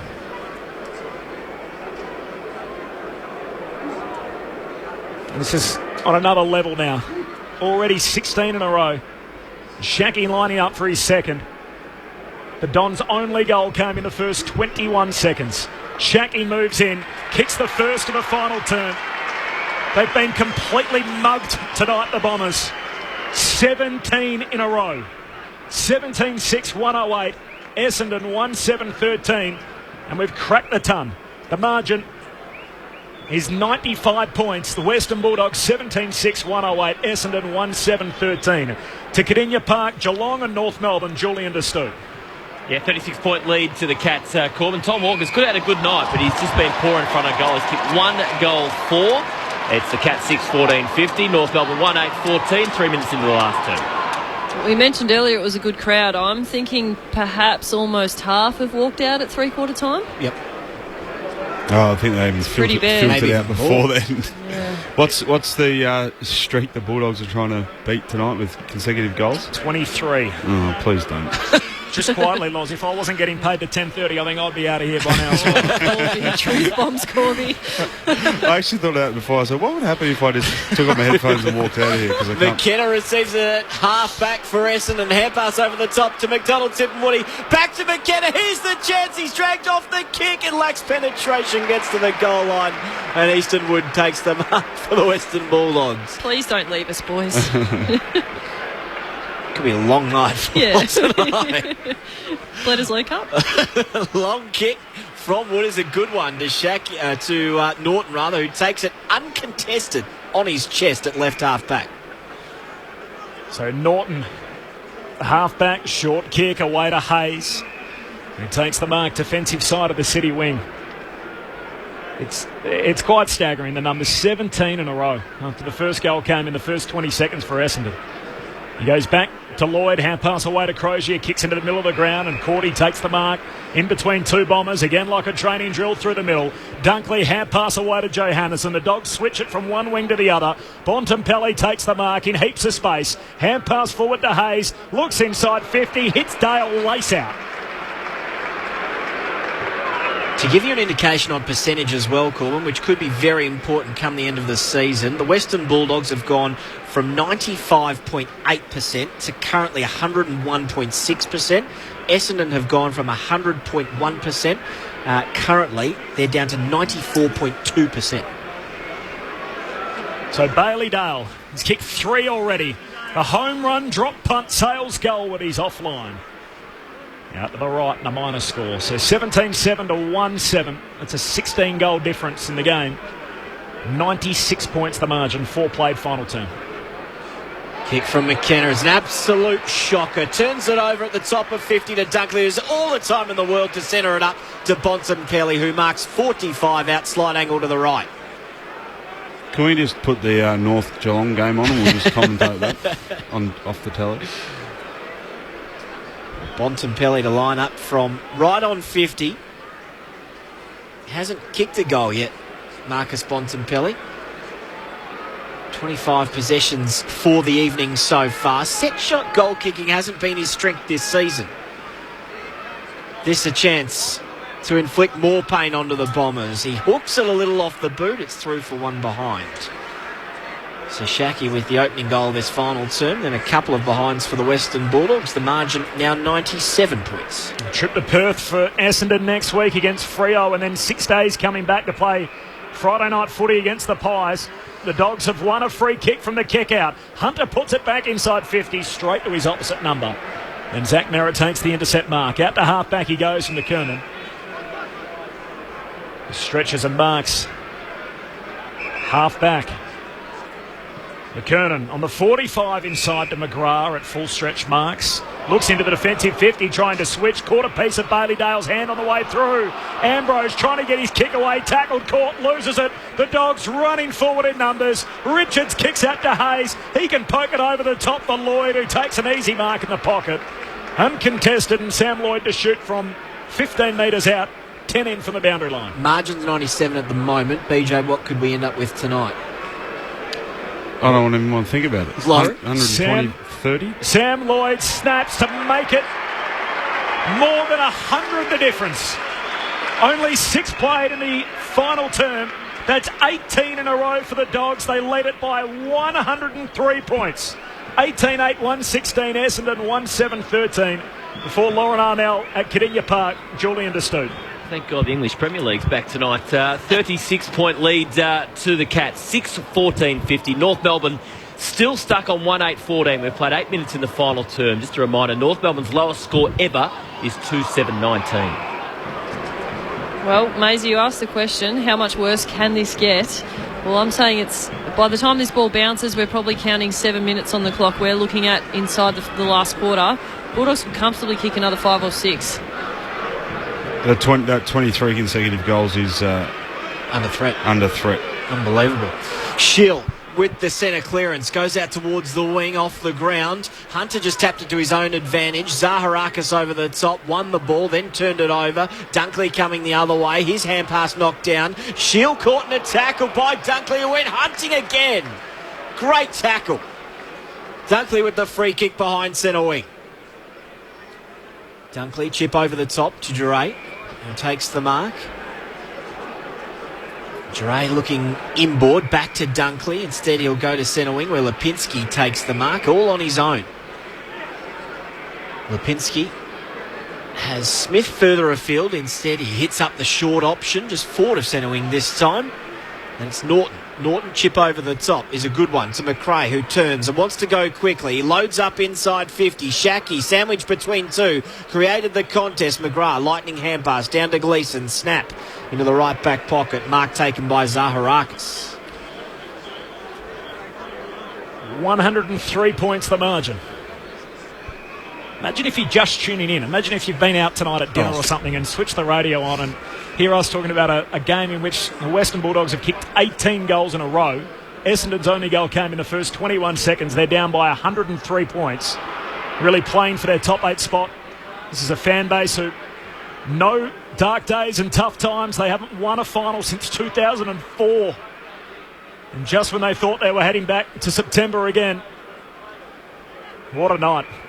Dogs by 103 and it's not done yet. Zaharakis on the wing. His kick's picked off. Dogs get it back. Dunkley hand pass away to McRae. They can't get it in the front half, Essendon. Heads down to half forward for Norton. Looks into the pocket. Lloyd running back with it. Can't take the mark. Fumbles it through for a behind. Make that 104 points. A new high water mark. 9 minutes into the final term. Dogs have kicked the last 18. Gleeson, short straight up the middle to Myers, who takes it on his chest. This game becoming very stretched at the moment. Hayes overcommitted. Myers long kick. Wood from behind spoils. Now at ground level, Hayes knocks it. Only to the advantage of Langford though. He gave it to Dylan Clark, who was under immediate pressure. Juggled, didn't dispose of it properly. Wood with the free kick for the Dogs. They cannot get past halfway. Wood. Kick to the top of 50. Shackey from 3 deep. English in front. Good mark. Strong in that contest. Short kick 2. Will reach Dixon on the half volley inside 50. Rather lazy kick. Kicks a helicopter to 30 out directly in front. No one can take the mark. Merritt. Hand pass to Langford. Hand pass to McGrath. Picked off by Richards. Richards on his right boot to Shackey going back with the flight. Brave. Hooker with the spoil over the top. Rove though by Hunter, or by McRae rather, back to Edwards, who missed. Richards rather. Ed Richards. I said Edwards. Richards misses to the right-hand side. 105 now the margin. And this could get ugly. Couple of behinds in a row for the Dogs. I don't think you're in the worst 23 here tonight so far, Maisie. It's a short ball from McGrath out to half-back and Merritt takes the mark. 105 points the margin. 18 in a row the Dogs have kicked. There's a long kick down the wing. Zach Clark trying to work his way to the front. Hand pass inboard looking for Shield. Just throws it out off the deck. Dylan Clark, a fumble. Lets Lipinski in. Hand pass away to Wood. McRae just walks straight through the stoppage. Hand pass out to Johannesen. Turns and kicks deep to the top of the goal square. Spoil comes from Gleeson. Not before he gives away a free. Advantage applied. Quick shot goalward. And the Dogs have kicked another. Josh Shackey. He makes it his third. And the margin grows yet again. That's 19 straight. 19-10, 124. Essendon 1-7-13. 11 played in the final term. The Lord Nelson on the board. The Western Bulldogs by 111. Down to Cardinia Park and Julian DeStoop. Yeah, rain coming in absolutely sideways now. Terrible conditions here at Kardinia Park. Still a 36-point lead to the Cats. North Melbourne yet to score in this final term after 12 minutes. 6-14-50. Geelong Myers has 3. North Melbourne 1-8-14. Anna Harrington is on the boundary here. Yeah, guys, Tori Dixon has just headed down the race, so you hope that that's not going to be a sour note on what's been a great night for the Bulldogs and for him himself. Now into the ruck. Josh Shackey having a run. Zach Clark jumps over him, straight down to Stringer, who breaks the tackle, kicks to half forward. Langford reaches and takes the mark. 70 from goal, wheels around. Oh, Merritt almost got in his way. Was almost smothered by his own player. Had to pull the kick. Kicks high to the goal square. No one can take the mark. Myers tries to push off a tackle. Dispossessed. Now Bagley, he's taken. Gets the kick away. Zaharakis dropped it. Wasn't 15 anyway. Dogs have the numbers. Shackey, hand pass out wide towards Duray, who hooks it around the corner. They're now 70 away from the Essendon goal. McLean caught one high as well. He'll receive the free kick just behind centre wing. So a win for the Wallabies, 47-26 in the first leg of the Bledisloe Cup. So it's a 2-game series this year with the World Cup coming up in front of a record crowd of 61,000 at the New Perth Stadium. 47-26, the Wallabies beat the All Blacks over in the West. Long kick down the wing for the Dogs, picked off by Gleeson, back of the pack. He turns and kicks down the wing. The kick floats wide. It's out of bounds on the full. Maisie, how long since the Wallabies have won a game in the Bledisloe Cup? Oh, they've won a game in the Bledisloe Just not Cup the a few actual- times, but not the Cup, I reckon, since about 2001. 47-20 is massive. Well, it's easy playing against 14 players. It's amazing. Would have been good odds, wouldn't they? What were they paying at the start of the game? The Dogs switch from one side of the ground to the other, so members' side now. To think that if the Bledisloe Cup drought was a person, it would be of the legal drinking age now for the Wallabies. As the ball back on the 45 finds Bontempelli. He's wrapped up, caught by Redmond holding the ball. So free kick for Essendon at half-back. It's all obligatory here. The Dogs playing for percentage. Their season is alive and kicking in Essendon. The only thing they can take out of tonight is that the good thing about season 2019, form lines haven't met much. So can they pull one out of the bag and go to the West, beat the Dockers, or come back and try to defeat Collingwood? Certainly on current form, that looks a long, long way away. But, they're well down in this. 111 points the margin at the moment as the Dogs cut a swathe through the middle again. Johannisen kicks out to the city wing. Picked up by Hunter. Heads down to half forward. Lipinski takes the mark. 55 from home. Into the pocket. Hayes marks. Counter-attack, end-to-end footy. Some clean ball movement by the Dogs. And not a heap of resistance against them. Josh Kay, who's a great stats man, who we see on Twitter a little bit, he has put up a stat that since 1969, Essendon has not won a final under anyone other than Kevin Sheedy. Hayes threads the goal from half forward. That's 20 in a row. The Dogs dishing out a football lesson to Essendon tonight. 15 played final quarter, 20-10, 130. Essendon 1-7-13. The margin, 117 points. Would you know what the positive is going to be, Loz? Injuries? I don't know. Then there's no more injuries? No. The positive for us tonight? For us? Yes. Tell me. It's not going to take long to get out of the car park tonight. Yes. Sometimes that drive home takes forever. Well, I saw you walking across the lights the other week. You park at that side, do you? Yeah, end of Burke Street. Yeah, I know. This is what it's come to.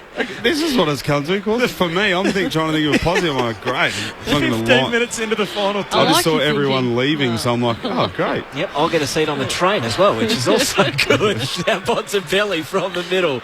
A couple of Bombers try and tackle him. He tried to wriggle his way out of the tackle, couldn't do so. He's dispossessed, holding the ball. Dylan Clark, hand pass to McDonald, Tip and Woody. Here's their chance, the Dons. He goes to the top of the square. Out the back, Stringer. Gathers. No, he didn't. Sackling comes in and intercepts. A hand pass works the 1-2. Well, he was going to with Duray. Duray turns it over. Now it's coming back the other way. Stringer tries to get out of a tackle. Got his arms free. Now to Hempel. Kicks inside 50. Oh, big collision. Going back with the flight with all sorts of courage there. And colliding with Easton Wood, who's a little worse for wear himself, was Mitch Brown. He's getting to his feet slowly. It was smashed out of bounds. A throw in inside the Essendon forward 50. Never thought I'd be that excited for someone's second goal in the last quarter. We're still waiting. I think the Bulldog supporters were cheering just for Essendon to score. They feel sorry for them. McKernan wins the tap. Down towards Wood. Knocks it away to Suckling, who's going to be pinged. It's a throw. Tackle rewarded. And Dylan Shear will get it. 40 out, right half forward, the man who kicked Essendon's first and only goal, which came at the 21-second mark of the game.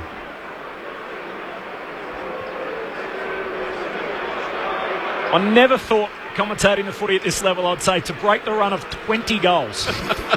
When was that? 1950 or something? 55 The record sits at 23 at the moment, all time. And Dylan Shield has a set shot here at right half forward.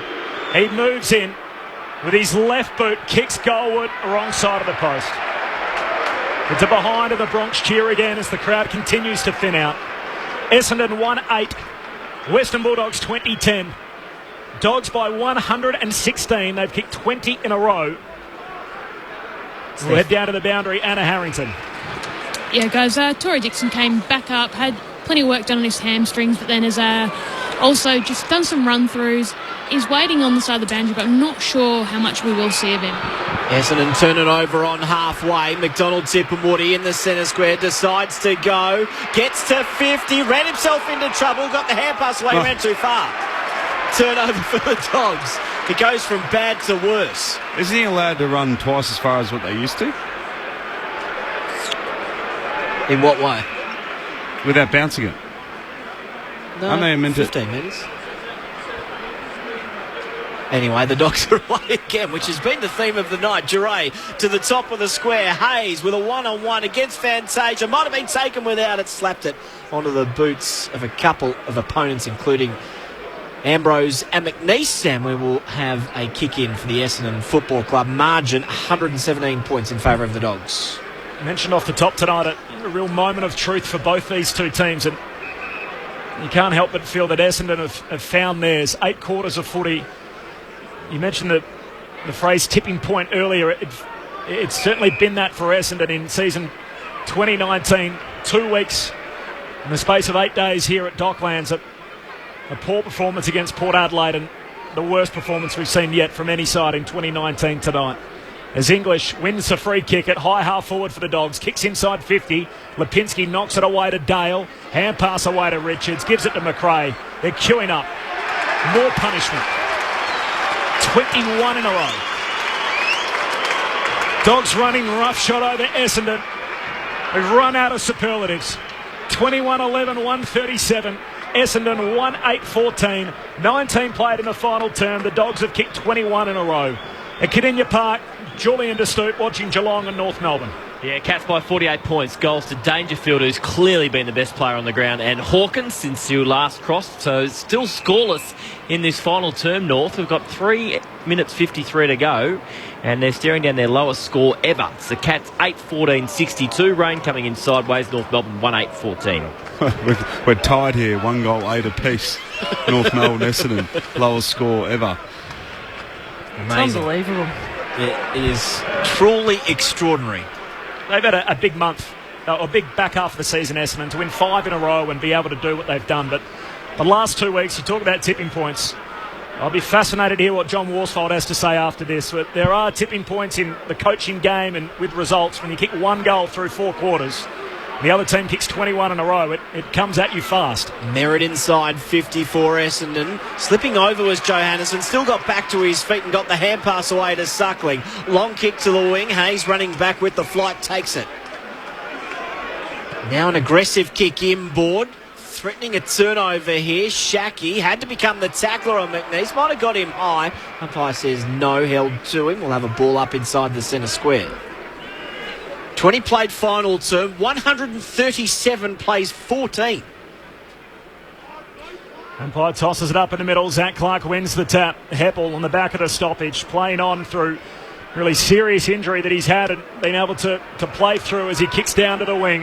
Begley picks it up, kicks deep. Bagley's down there. Knocked away towards Brown. He's tackled as soon as he grabs it. Essendon allowed to keep going. Hand pass away from Fantasia back into traffic. The umpire says ball up. 45 out from the Dons goal. There's desperation from the Dogs now. They don't want to concede this second goal. 123 points the margin. Zach Clark hooks it down behind. Dylan Clark on the bottom of the pack. We'll have the ball up again at centre half forward for the Bombers. 21 played final term. Dogs have kicked 21 in a row. They lead by 123 points. Zach Clark out of the ruck, only as far as McRae. Missed the target. McDonald, tip and Woody. Hooks back towards goal. They finally got their second. The 21.5-minute mark of the final term. It's been a long time between drinks. And McDonald, tip and Woody delivers them their second goal. Margin back to 117. The Bulldogs cheer squad is doing more, at least as much, if not more, than the Essendon cheer squad right now. Look at people down in front of us. The Dogs fans are waving scarves and hats and flags. I've never heard such a cheer from everyone that's left here. They went up. And you can't say there's many Essendon supporters left here other than the cheer squad behind the goal, so everyone cheering. This is embarrassing. This isn't like junior footy, under 11s. Yeah, feel sorry. Yeah. Yay. A bipartisan approach. Well, we're beating North anyway. 117 points the margin. We'll head to Jules to Stoop in a moment. 23 played in this final term. Back underway in the middle. Holding the ball call against Bontempelli. Tackler in Merritt rewarded. 2 in a row. Merritt turns and kicks towards the hot spot. Cordy spoils. Top of the defensive goal square. Suckling picks it up. Last line of defence. He kicks out towards half-back. Not a great kick for Hunter. Dons with the numbers. Langford picks it up. 48 from home. Kicks to the top of the goal square. Back there, a mark to Crozier. Is there a free kick? One. There is. Mark Bagley was shepherded out of it illegally by Cordy. So Bagley to get it top of the goal square. That was a free kick I've ever seen. Well done, Dean Margetts. Was it Easton Wood? I think Wood saw that Trengove was in the best position to take the contested mark and just ran straight into Bagley, sorry. Mark Bagley. It's been Bagleys and none tonight for Essendon as Mark Bagley moves in, kicks the goal. No way. So they've kicked 2 in a minute, having not kicked one for the better part of 4 quarters. The Western Bulldogs 21-11, Essendon 3-8. They take their tally to 26 points. Still down by 111, 24 played in the last. At Cadinia Park, Geelong and North Melbourne, Julian de Stoop. Yeah, 55-point lead to the Cats, boys. Quinton Arco has been excellent tonight. Just kicked his second goal. North still stuck on 1-8-14. They've only kicked 3 behind since half-time. Geelong 9-15-69. 25 gone last term. 24 played final term here on Grandstand AFL. We've got the momentum, Essendon. Yeah, I was about to say, you don't want to pull apart the defensive effort of the Dogs, guys, as to how they allow 2 in such a short time. Zach Clark in the ruck against English. It has become laughable if you're a Don supporter tonight.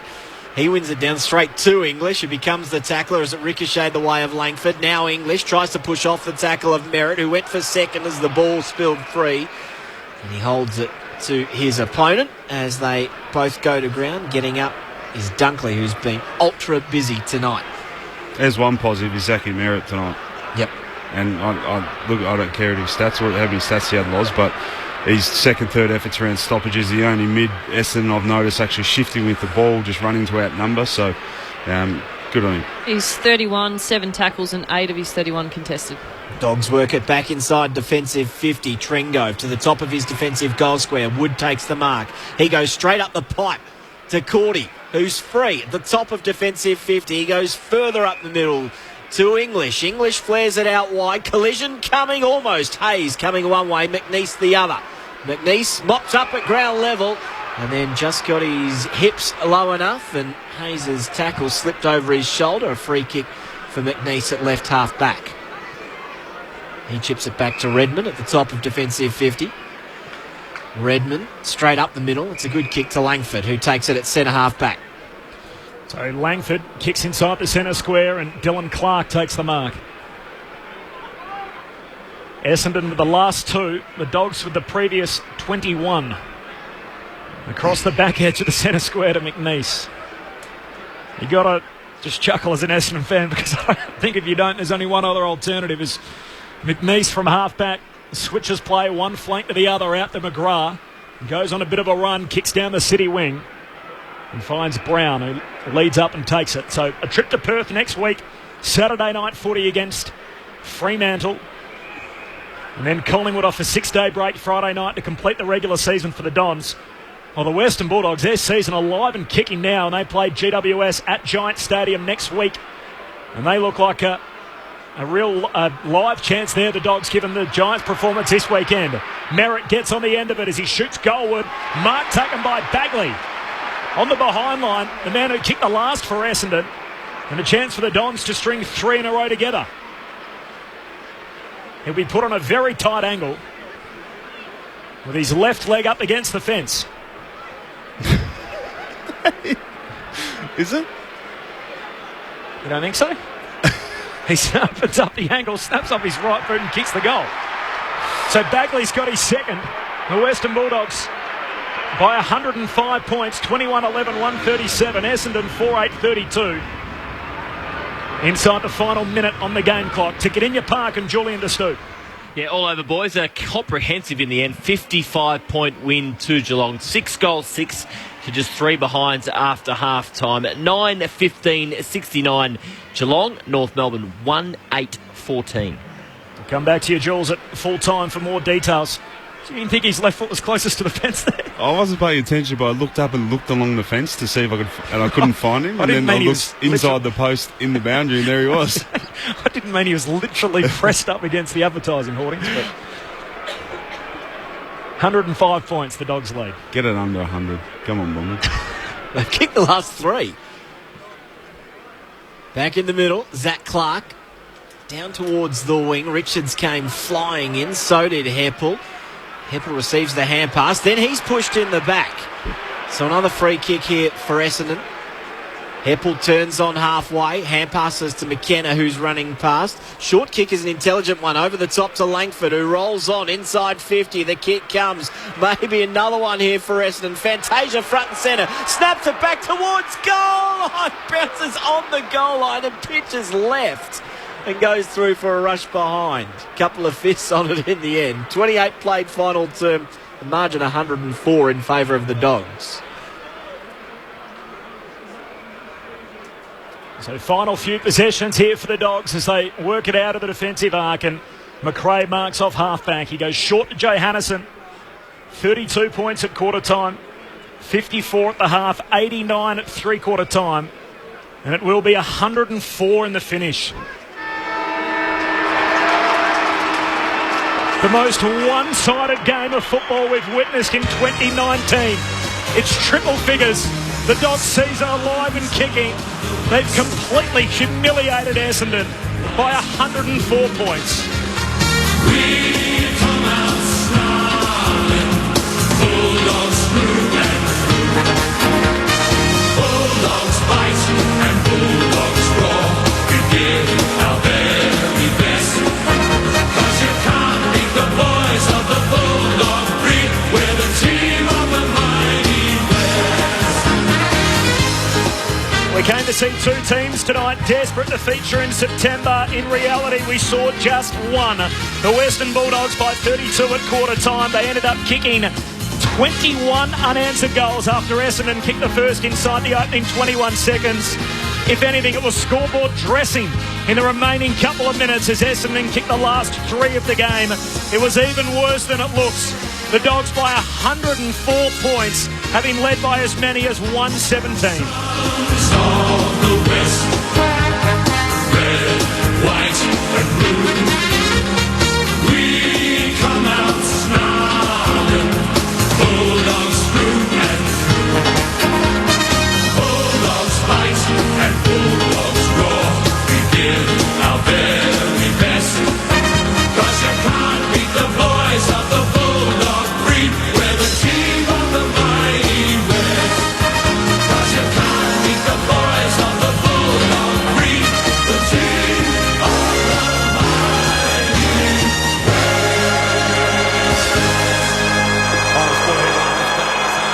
What a dramatic Saturday night. Two games of great intrigue. One here, one at Kardinia Park. North Melbourne kept to their lowest scoring club history down at the Cattery, while here Essendon conceded 21 goals in a row. The Dogs by 104 points in the finish. Thoughts of our experts shortly. I might just head back to Julian De Stoop at Kardinia Park before he heads down to the rooms. Jules, sum it up for us. What did you see down there tonight? Yeah, very comprehensive for the Cats in the end, as you mentioned. And North Melbourne, lowest score in history. 1 goal, 8-14. They kicked just 3 behinds to 6 goals, 6 after half-time. Just seeing Mitch Duncan cheered off the ground in game 200. He certainly had a good night as well with 27 disposals. So after an even first quarter and a half, the Cats certainly got right on top at the end of the second quarter. Still only led by 16 points at half-time and then really put the foot down after half-time and could have won by a lot more. They wasted some pretty easy opportunities in front of goal. Tom Hawkins, for one, kicked 2 goals, 4 on the night. But, bitterly disappointing for North Melbourne. Their only goal came at the 4-minute mark of the second term to Todd Goldstein. So going to the goal kickers for the Cats.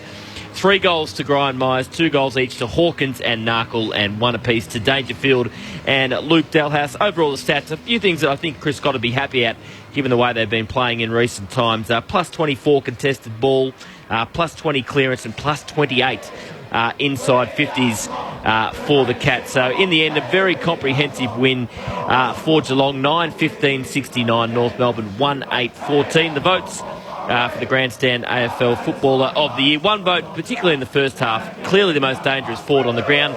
Has been struggling of late, but Brian Myers was excellent. Finished with 17 disposals and 3 goals. Quinton Narkle, certainly a player that provided Geelong with a lot of spark tonight. His pace, he set up quite a few goals, kicked 2 himself. In the end, finished with 21 disposals, 5 clearances, 2 goals, and also 3 goal assists. Very good in his first senior appearance for the year. But clearly the best player on the ground was Patrick Dangerfield. A bit of a scare in the second term when he hyperextended his knee. Went off late in the second term, but came back out and was very good in the second half again. In the end, he finished with 33 disposals. 16 of those contested. He also had 7 clearances, 4 inside 50s, and a beautiful goal from outside 50 when the rain was coming down sideways in the last quarter. So clearly the best man on the ground was Patrick Dangerfield in a very comprehensive win for Geelong in the end. 9-15-69 to North Melbourne, just repeating their lowest score in club history, 1 goal, 8-14. Thanks, Jules, for all that and for all your efforts tonight. And just on Patrick Dangerfield too, I want to talk about Tim Kelly. He is a real live chance to win his second Brownlow medal. Of course, the 2016 winner, polling really well in the ABC Football of the Year, and he gets top votes tonight from Jules to Stoop as well. We'll let you head downstairs and we'll get some reaction from the Geelong camp if we can before we're off air at 10:30 Australian Eastern Standard Time. A lot to pull apart here with Lauren Arnell and Brendan Goddard, Corbin Middlemass and Andrew Mays upstairs in the box in front of 41,806. That's how many were here at the start. The Western Bulldogs by 104 points over Essendon. Your initial thoughts, Loz and BJ? Well, I was trying to convince myself to make it more about the Bulldogs because they won, but it's actually probably more about Essendon and where they're at leading into the next 2 weeks, which will obviously define their season. And they're currently 1 game ahead of Port Adelaide, Adelaide, and now the Bulldogs. And their percentage just took a whack of 7%, I think. Yeah, it's 11. 104 to 93. 11. So it's hard to think they can bounce back next week in Perth against Fremantle for a win. So does it come down to the last game to season-defining round 23 to make the finals? So it would be very surprising if they were able to respond next week. So, excuse me, I wouldn't have thought there would be too many changes, maybe a couple of changes for the Bombers, so the side will look roughly the same with Sard with a hamstring. There's Parrish, who's concussion for a couple of weeks, but potentially expect him in, but therefore he's got to fly to Perth. So, yeah, a bit concerning for the Bombers, and on a positive, the Bulldogs were kind of everything we expected them tonight, Loz. They're amazing, and we talk about the challenge that Essendon face going to Perth next week to play Fremantle, but you look at the Dogs and say they play the Giants in Sydney, and they've got every opportunity there. They've been cleaner, more skillful. We can talk about the effort and the work rate endlessly, but just a much better team tonight. I'll come back to you, Loz. Let's head into the winners' rooms and celebrate with the Dogs. A massive victory, the widest margin of the year, 104 points over Essendon. Anna Harrington is downstairs. Thanks, Corby. Understandably, absolutely jubilant scenes here in the Bulldogs room, and we will go straight into the song. They can't wait.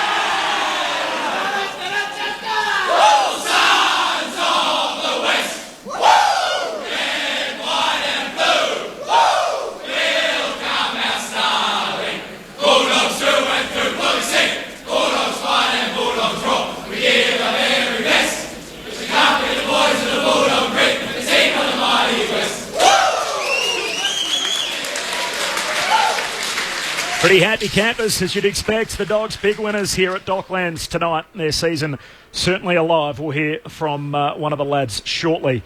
You were right, BJ, sorry. 7% it fell tonight. It's dropped 11% in 2 weeks. So it's gone from 104 to 93 if you include the Port Adelaide game into tonight. So I misread that one. Sorry, Loz, coming back to your takeaway.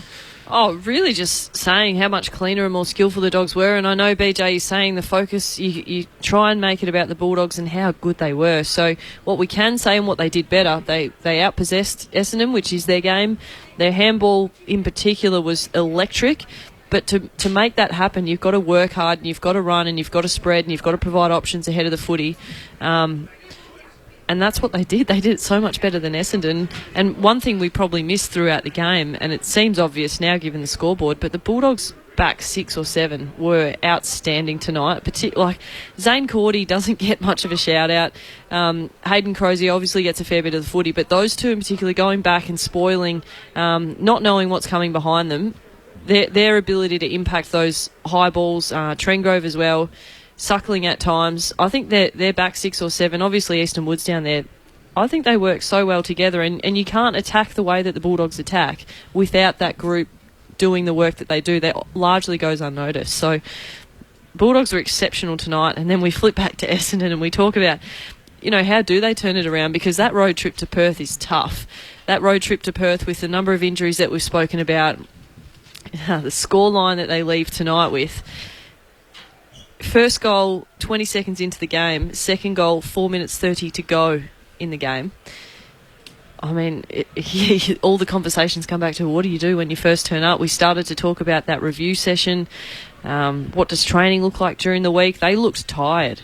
So that's your balance for your coaches and your strength and conditioning staff. Do you throw them in and say, well, boys, we've got to work harder and we're going to learn that this week and we're going to take that into the game so we can train well?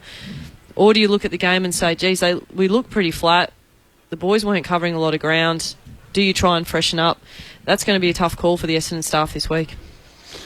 Yeah, well, you mentioned about the defence, but we mentioned during the coverage just about Bulldogs' team defence and their ability to slow Essendon down. So everyone talks about Essendon being one of the more free-flowing, upbeat teams with the ball in hand. So clearly a focus would have been coming in, but then talking about it's one thing, planning for it, then be able to do it. So by doing that, it makes the guys up the field, in particular defenders' jobs a lot easier, to be honest. So yeah, but it's just it's not a loss you want heading into the last couple of rounds of the year, when you're needing to win at least 2 to seal a finals. It's probably more like 1, but let's just say 2 for a bit of insurance purposes.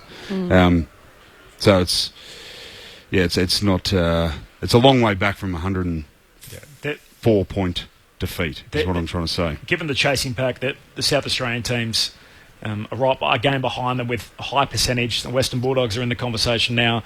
So really, Essendon, they need to win both of their remaining 2 games now, given their percentage has just taken a complete battering. So they're down to 93%. Everything's viewed through the prism of the ladder this time of year. So just to give you that bracket, which concerns a lot of our listeners here, Essendon on 11 wins, so they're outright 7th on 44 points, but their percentage is now junk at 93. Port Adelaide have also played 20 games. They're on 10 wins, so a game further back. They have a superior percentage over Adelaide, who are a game behind. So Adelaide on 10 wins, but still play tomorrow against West Coast.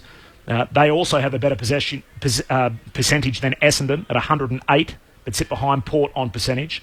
And then the Western Bulldogs also join them on 10 wins now. So you've got one side on 44 and 3 teams on 40 for really 2 spots in the 8. So there's 4 teams there trying to squeeze into 2. Let's take you back into the winners' rooms. The Western Bulldogs by 104 points over Essendon.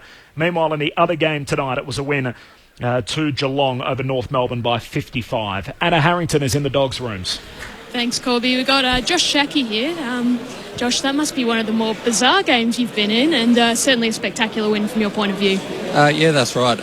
All the boys, straight from the start, I suppose knew what we needed to do, and we came out with that fire, and really put them to the sword, and we were lucky to, or not lucky, but we stuck to our structures and held it out for most of the game. We saw a couple of weeks back against Freo, the boys really managed to get out to a big lead, but probably didn't take as much advantage as they did. Was there anything that you've taken out of these past, few weeks to really, ram the point home tonight? Yeah, exactly right. That was our focus going into the game, and once we obviously got a lead there, we just made sure that we still put our foot down and made sure that we obviously didn't give them any chances to come back. So it was a really good 4-quarter effort. And on yourself, kicked a couple tonight. Again, another year of development. How did you see yourself tonight, and how have you seen your year? I'll probably started off a little bit slow in that at the start of this game, and I suppose as a key forward and as a forward, there's always opportunity. So as long as I kept assisting and put myself in the right spot, I knew that I'll get an opportunity to have a few shots at goal. Thanks, Josh. I'll put you up now to Brendan Goddard and Lauren Arnell here on ABC Grandstand. Josh, obviously score blew out quite a lot. Was there a point in the game where you thought this is going to blow out? Was there a certain time in that first half where you thought, this is going to get big now? I suppose we never really thought that it'd get really big, but I suppose we had that confidence that if we stuck to what we went into the game with, and all the boys did that. So we really wanted to put our foot down and take it to the 4th quarter. And you'd expect Caleb Daniel out and Tom Liberatore, we see Duray and Hayes come in and really not even miss a beat. Yeah, that's exactly right. The boys that came in, I suppose everyone really put their hand up and really put a 4-quarter effort in. And it's obviously disappointing to have those guys go out of the team, but to have Hazy and Doc come back in and play like they did was fantastic. Yeah, Josh BJ, mate. What was the focus going into tonight's game against Essendon? Was there anything in particular that you want to share with us? I suppose it was just sticking to our structures. We had a plan going in. We looked at them closely over the last few weeks, and I suppose if everyone played their role to a T, which I think everyone did, it was really, really fantastic. And like we said before, that we against Freo, we probably got a big lead, and we probably didn't go with it. So tonight it's really good that we went with it. And what about your own development, mate? What have you been working on, and a few things in your game? Is there anything in particular? I suppose going back to the VFL earlier in the year, really just wanted to work on my contests and intensity around the ball, just the second and third efforts. I suppose being key forward, you have to really focus on those second and third efforts if you want to get off the big opponents, and that's what I've gone back and worked on, and hopefully I can keep developing in that area. Josh, it's Corbin Middlemass here. I was intrigued by your omission earlier in the year. It looked like that game against the Hawks, you'd had a breakout game. You were tremendous, particularly in the last quarter, kicked a bag, and then a couple of weeks later found yourself out of the side. Was that articulated to you as to why you were missing, and I guess what was going through your mind at that particular time? I knew what I needed to work on, and I really got a clear direction from the coaches what I needed to do, and obviously it's a long year, so I knew that if I go back and really work on it at training and during the games each week, I knew that I'd get another opportunity, and as long as I can keep putting my hand up and doing what the team needs, then I'm happy and the team's happy. Josh, have you had a quick team meeting yet, or not as of yet? Not just yet, no. What do you think Luke Beveridge will say to you when you walk in there tonight? I think he'll just be pleased with how we started, and then I suppose how we just went through the 4th quarter, and at the end of the game just put our foots down and really drove it to the end. It was disappointing that they got a couple goals at the end there, but I think all in all, everyone, the hardness at the contest and just being able to, I suppose, go long and direct forward, which was good. He does have some weird and quirky themes at times. Has he been running any at the moment through the club in this last 3 weeks of the season? I suppose there is a couple of funny ones every now and then, a few jokes here and there, which is always good to get the boys up and about. But Bevo's been really good, and I've loved playing under him. Do you understand them all? Every so often, yeah. It's pretty funny, yeah. We're still all trying to break apart the Riley West sort of bird in the hand sort of analogy of it. We still haven't got our head around that one just yet. Good on you, Josh. Well done on the win tonight. Thanks very much. Cheers. Josh Shackey down there in the Dogs' room. So they won by 104 points tonight, if you're just tuning in and wondering what happened at the footy. Poor old Essendon supporters have been out for dinner, almost driven off the road. The Dogs kicked 21 goals in a row at one stage tonight. Essendon only had one goal, which came 21 seconds in, up until the 22-minute mark of that final quarter. They kicked the last three of the game to finish with 4 for the match, 21-11 to 4-9, 104 points. The Western Bulldogs win here. Meanwhile, down at the Cattery, it was Geelong by 55 points in a low-scoring affair. The totals ended up 69 to 14. 1-8-14 is North Melbourne's lowest score in the club's history, which is quite a startling night. The two matches with performances by Essendon and North Melbourne. Jules de Stoop in the ABC Footballer of the Year gave 3 to Paddy Dangerfield, 2 to Quentin Narkle and 1 to Brian Myers. I want to ask you a question, Corbin, from a journalistic perspective now. Will this loss increase the pressure on John Worsfold, and how much heat do you think there'll be on him in these last 2 weeks, considering there are other coaching positions available and the time is seen, if you're going to strike for a coach, it'd be now? I think it has to be. I think the constituency was restless before the 5-game win streak, and that really came out of nowhere. And it wasn't as if and you guys would be better to speak about this, that it wasn't as if Essendon during that period played sort of 5 weeks of blistering football. They came from behind in a lot of games and were able to scrap out wins in a league where it is hard to string sort of games together back to back to back. But in all of them, they came from behind. There's got to be a threshold, like 21 goals to 1 at one stage. Like that. That's embarrassing as a proud footy club. 16 premierships. It's a jumper that's the team's worn since 1897, and it's sort of come to this. No finals victories in the last sort of 16 years. I mean, BJ, you'd be the perfect man to comment here as someone who's played for this club and really given your heart for Essendon over the better part of the last decade. What's going through your mind at the moment when you see something like that? From an emotional point of view, not in the footy sense. Yeah, emotional. Oh, well, but like you said, I look at it a bit differently because those 5 wins came from nowhere, so I wasn't that convinced by their performances and by the team. So if I was thinking ahead, I was like, even if we were to make finals, I don't think we can make an impact or have an impact. So I never really, so that kind of lessened my expectations on them. And then tonight, I think off air I said we're up against it tonight. Just number of outs, the football we played last week. So that compounds the issue too in the next 2 games. It's not as if this is a one-off and come from nowhere. Last week, really poor. And the week before against the Gold Coast, they were lucky. Yeah, to get over the line. So that's where that tipping point is. They were closer.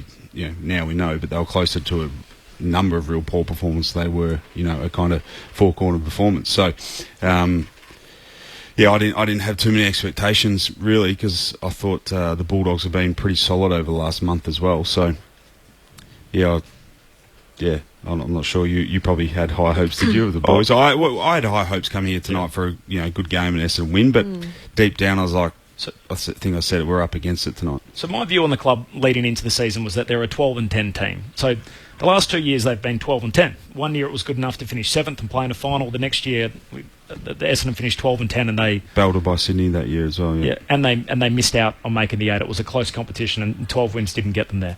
So I felt if they got a little lucky they could go 14-8. If they got a bit unlucky they might go 10-12. And at the moment they're 11-9.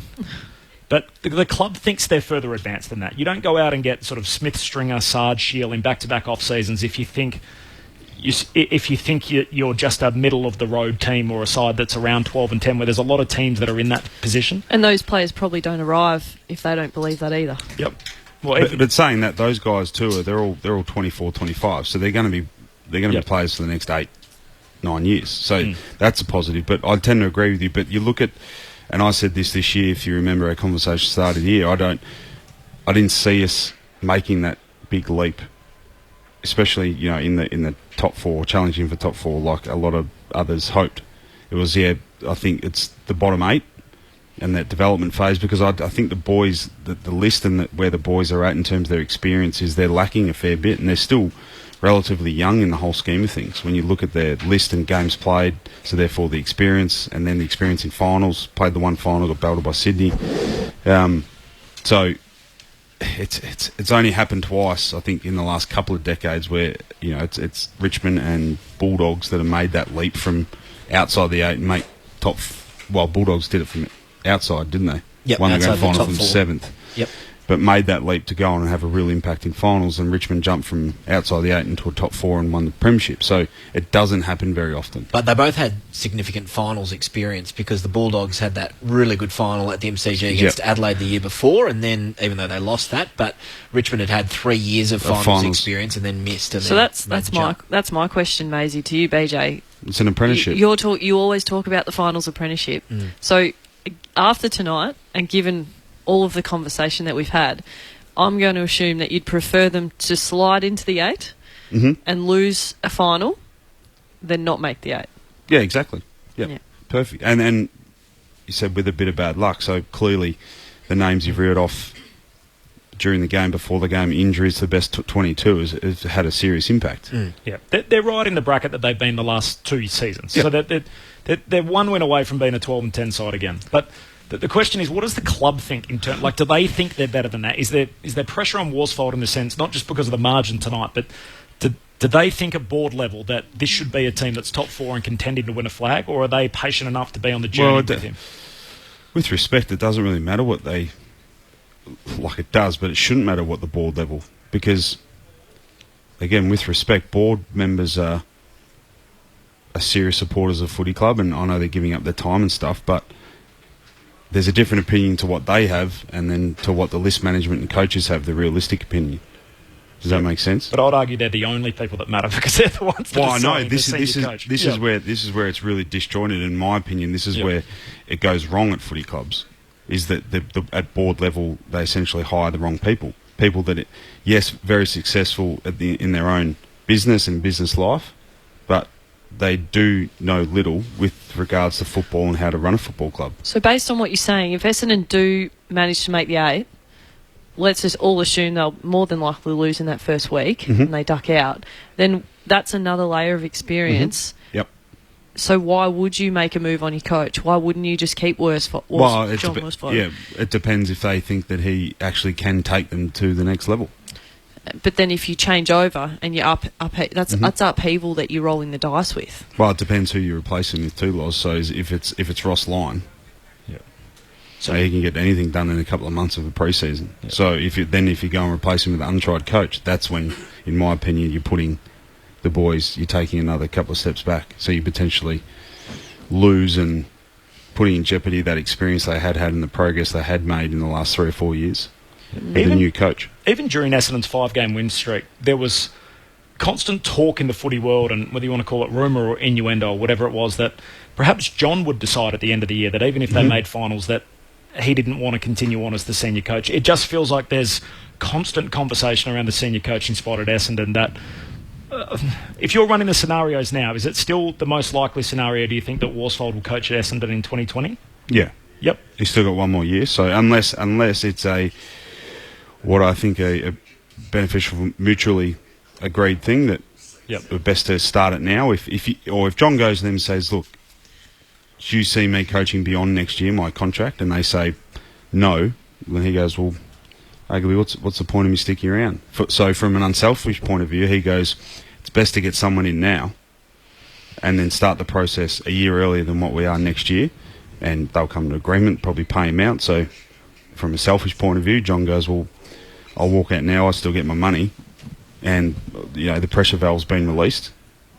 So I think that's the only kind of beneficial thing for him to walk out at the end of this year, because to start the process a bit earlier, if John actually said to them or asked them and they actually told him the truth, if it was the truth, and said, no, we won't proceed with you beyond next year. Loz? I understand what you're saying. I just wonder, in terms from a strategic point of view from that board, surely you can't have that conversation unless you've got your ducks in a row and you know who the next coach is going to be. So you mentioned Ross Lyon's name, and obviously you've been coached by Ross. So that's one thing, and that's obviously now an external opinion. But surely that conversation cannot happen unless there's the board believe the next coach, if there is another coach to replace John Worsfold, that next coach can do a better job and take them forward. There's no use replacing anyone, but it's not going to do a better job than the guy you're firing. Essendon have already made moves to bolster their footy department. So Blake Carousella announced this week to the Richmond assistant he's going to go to Essendon in 2020, link up with Dan Richardson, who's obviously former footy manager, or is the current footy manager at Essendon, formerly with Richmond, and obviously Ben Rutten already there as well. So a bit of Richmond IP already making its way into Bomberland. So there'll be more. So, well, in my opinion, they'll keep Hayden Skipworth, but then there's the Mark Harvey and Paul Corrigan's job, who's come out and announced that he's moving on next year. So there's a couple of vacancies yet to be filled. So Carousel obviously comes in with one, but there'll still be a couple more, I think. Let's head into the Essendon rooms. The Dogs winners by 104 points. Anna Harrington. Thanks, Corby. Well, if the Western Bulldogs rooms were scenes of jubilation and people packing in from everywhere, well, it's, as you'd expect, certainly not the case down here in the Essendon rooms. A pretty quiet and lonely place. Obviously, a few family and friends still coming along, and a couple of players floating about talking to them. But for the most part, they've hit the showers. There's some recovery gear out and about. There's a few people floating around, but you'd have to think that most of these players will be pretty keen to clear out of here as soon as they can. It's I guess a pretty sad feeling all around. You're not going to see too many grins in here. Of course, I think the big focus for everyone now, even beyond the immediate change rooms, will be what happens in John Worsfold's press conference, which you'd think isn't too far away. And as if you guys have been discussing on air, I think there's going to be some pretty heavy questions going there. Just can see near me a little debrief going on between Devon Smith, one of those many injured bombers that we've mentioned, and Dylan Shield, who I'm sure didn't envision a 100-plus point loss coming in his first season at Bomberland. So. And Anna, no players made available for interview? No, I think just the timing that we got here, they'd had a couple, and then the rest had sort of hit the showers. So we, by the time we got out of the Bulldogs rooms, they'd pretty well, I guess, cleared the decks. Maybe a couple would have gone up, but yeah, we haven't been able to get one. Brilliant, Anna. Thanks for the scene setter. So Anna Harrington downstairs in the Essendon rooms. A win for the Western Bulldogs here by 104 points. The votes in the ABC Footballer of the Year coming up. The Dogs big winners, so their finals hopes well and truly alive with games against GWS and Adelaide to come. Their season and their top 8 hopes could very well come down to the last game of the year. The Western Bulldogs and Adelaide down in Ballarat Sunday of round 23. So they get themselves to 10-10 with 2 to play, trying to avoid becoming the first premiership team since Hawthorn in 1978 to miss the finals 3 years running after winning the flag. Geelong winners tonight by 55 points over North Melbourne. It was the lowest score ever by the Roos, kicking just 1 goal, 8-14 tonight against the Cats. Jules de Stoop headed down into the Geelong rooms. He caught up with Jake Kolodjasny. Joined by Geelong defender Jake Kolodjasny. Jake, congratulations on the win. What, apart from the scoreboard, what pleased you most about that performance from the team tonight? Overall, I think just getting back to the contest, we really value that as a team. When we're at our best, we play the game in a contest, and I thought the conditions did suit us a bit tonight, but I thought overall that was the highlight. Won the clearances as well pretty comfortably. What's your take on the last 6 weeks of form before tonight that the guys have produced? Look, it's obviously been a bit of a roller coaster for us. But, we strip things right back to the basics. Like I said, just the contest has been the main focus for us. Probably not playing Russian roulette in there, and the stoppages. The boys are getting the body. We've got big-bodied midfielders who do get after it when they're playing that way. That's when they sort of get on top and, they start winning the clearance numbers. A lot of Cats fans have been calling for Quinton Narkle to get a game, and the way he played tonight, you can see why. He was fantastic. He's super. He's been knocking the door down in the VFL, Quinton. We love what he brings. That energy around the bowl, and obviously he can sniff out a goal as well. He had 2, I think, tonight. So it was, real highlight. It was a pleasure to see him play really well. Bit of a different look. Obviously, Mark Blitzer spending a lot of time in the ruck tonight. No Zach Smith, no Reece Stanley. How do you think that worked tonight? No, it's Blitzy. That's the beauty of Blitz. He can play anywhere on the ground, and he just slots into that role perfectly after being a key defender all year. And he really works over the opposition ruckman. They would hate to chase him around, and he set us up behind the ball. Obviously, coming from defence, he really spat out at times and really gave us some stability. So that was really pleasing. You want him back in the back line, or are you happy for him to stay up in the ruck for the rest of the year? Either or. It's up to the coaches, mate. But I love having him back there. He's a real general when he's back there, plenty of voice, and obviously he's a real good stopper for us as well. As a group, obviously, he's 2 out of the last 6 before tonight. Were you starting to get worried about the team's form, or you were confident that a good game wasn't too far away? No, I think personally, the group they handled it really well. We just bring it back to training, and obviously the learnings from our losses, and just really drill that stuff throughout the week. And we're confident we were going to put in a good performance tonight. You could really feel it. How were the conditions out there? Been a bit of talk about cold weather in Canberra, but tonight it was pretty breezy and pretty chilly. Pretty tough night for footy. Yeah, it definitely was. It was actually a little bit better than I was expecting. It wasn't a lot of rain, obviously a bit chilly and cold, but overall it wasn't too bad. And we probably just played for territory tonight. You keep things pretty simple, so it probably suited us.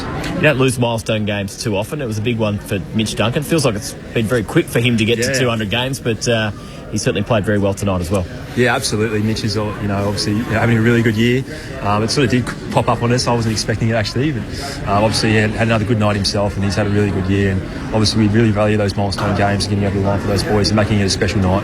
Finally, I guess you move on pretty quickly from this one. Huge game next week. Yeah, 1 and 2 on the ladder potentially against the Lions up at the Gabba.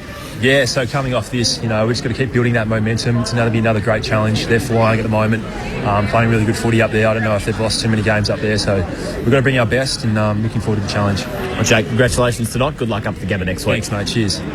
So happy times for the Cats and the Dogs, winners on Saturday night of round 21. Geelong by 55 points over North Melbourne. Jake Colajasny there with Jules de Stoop. Here it was the Dogs by 104 points over Essendon. The votes in the ABC Footballer of the Year, Brendan Goddard. Unfortunately, it's myself tonight. Tipping there's no Essendon players. Can I squeeze Zachy Meriden?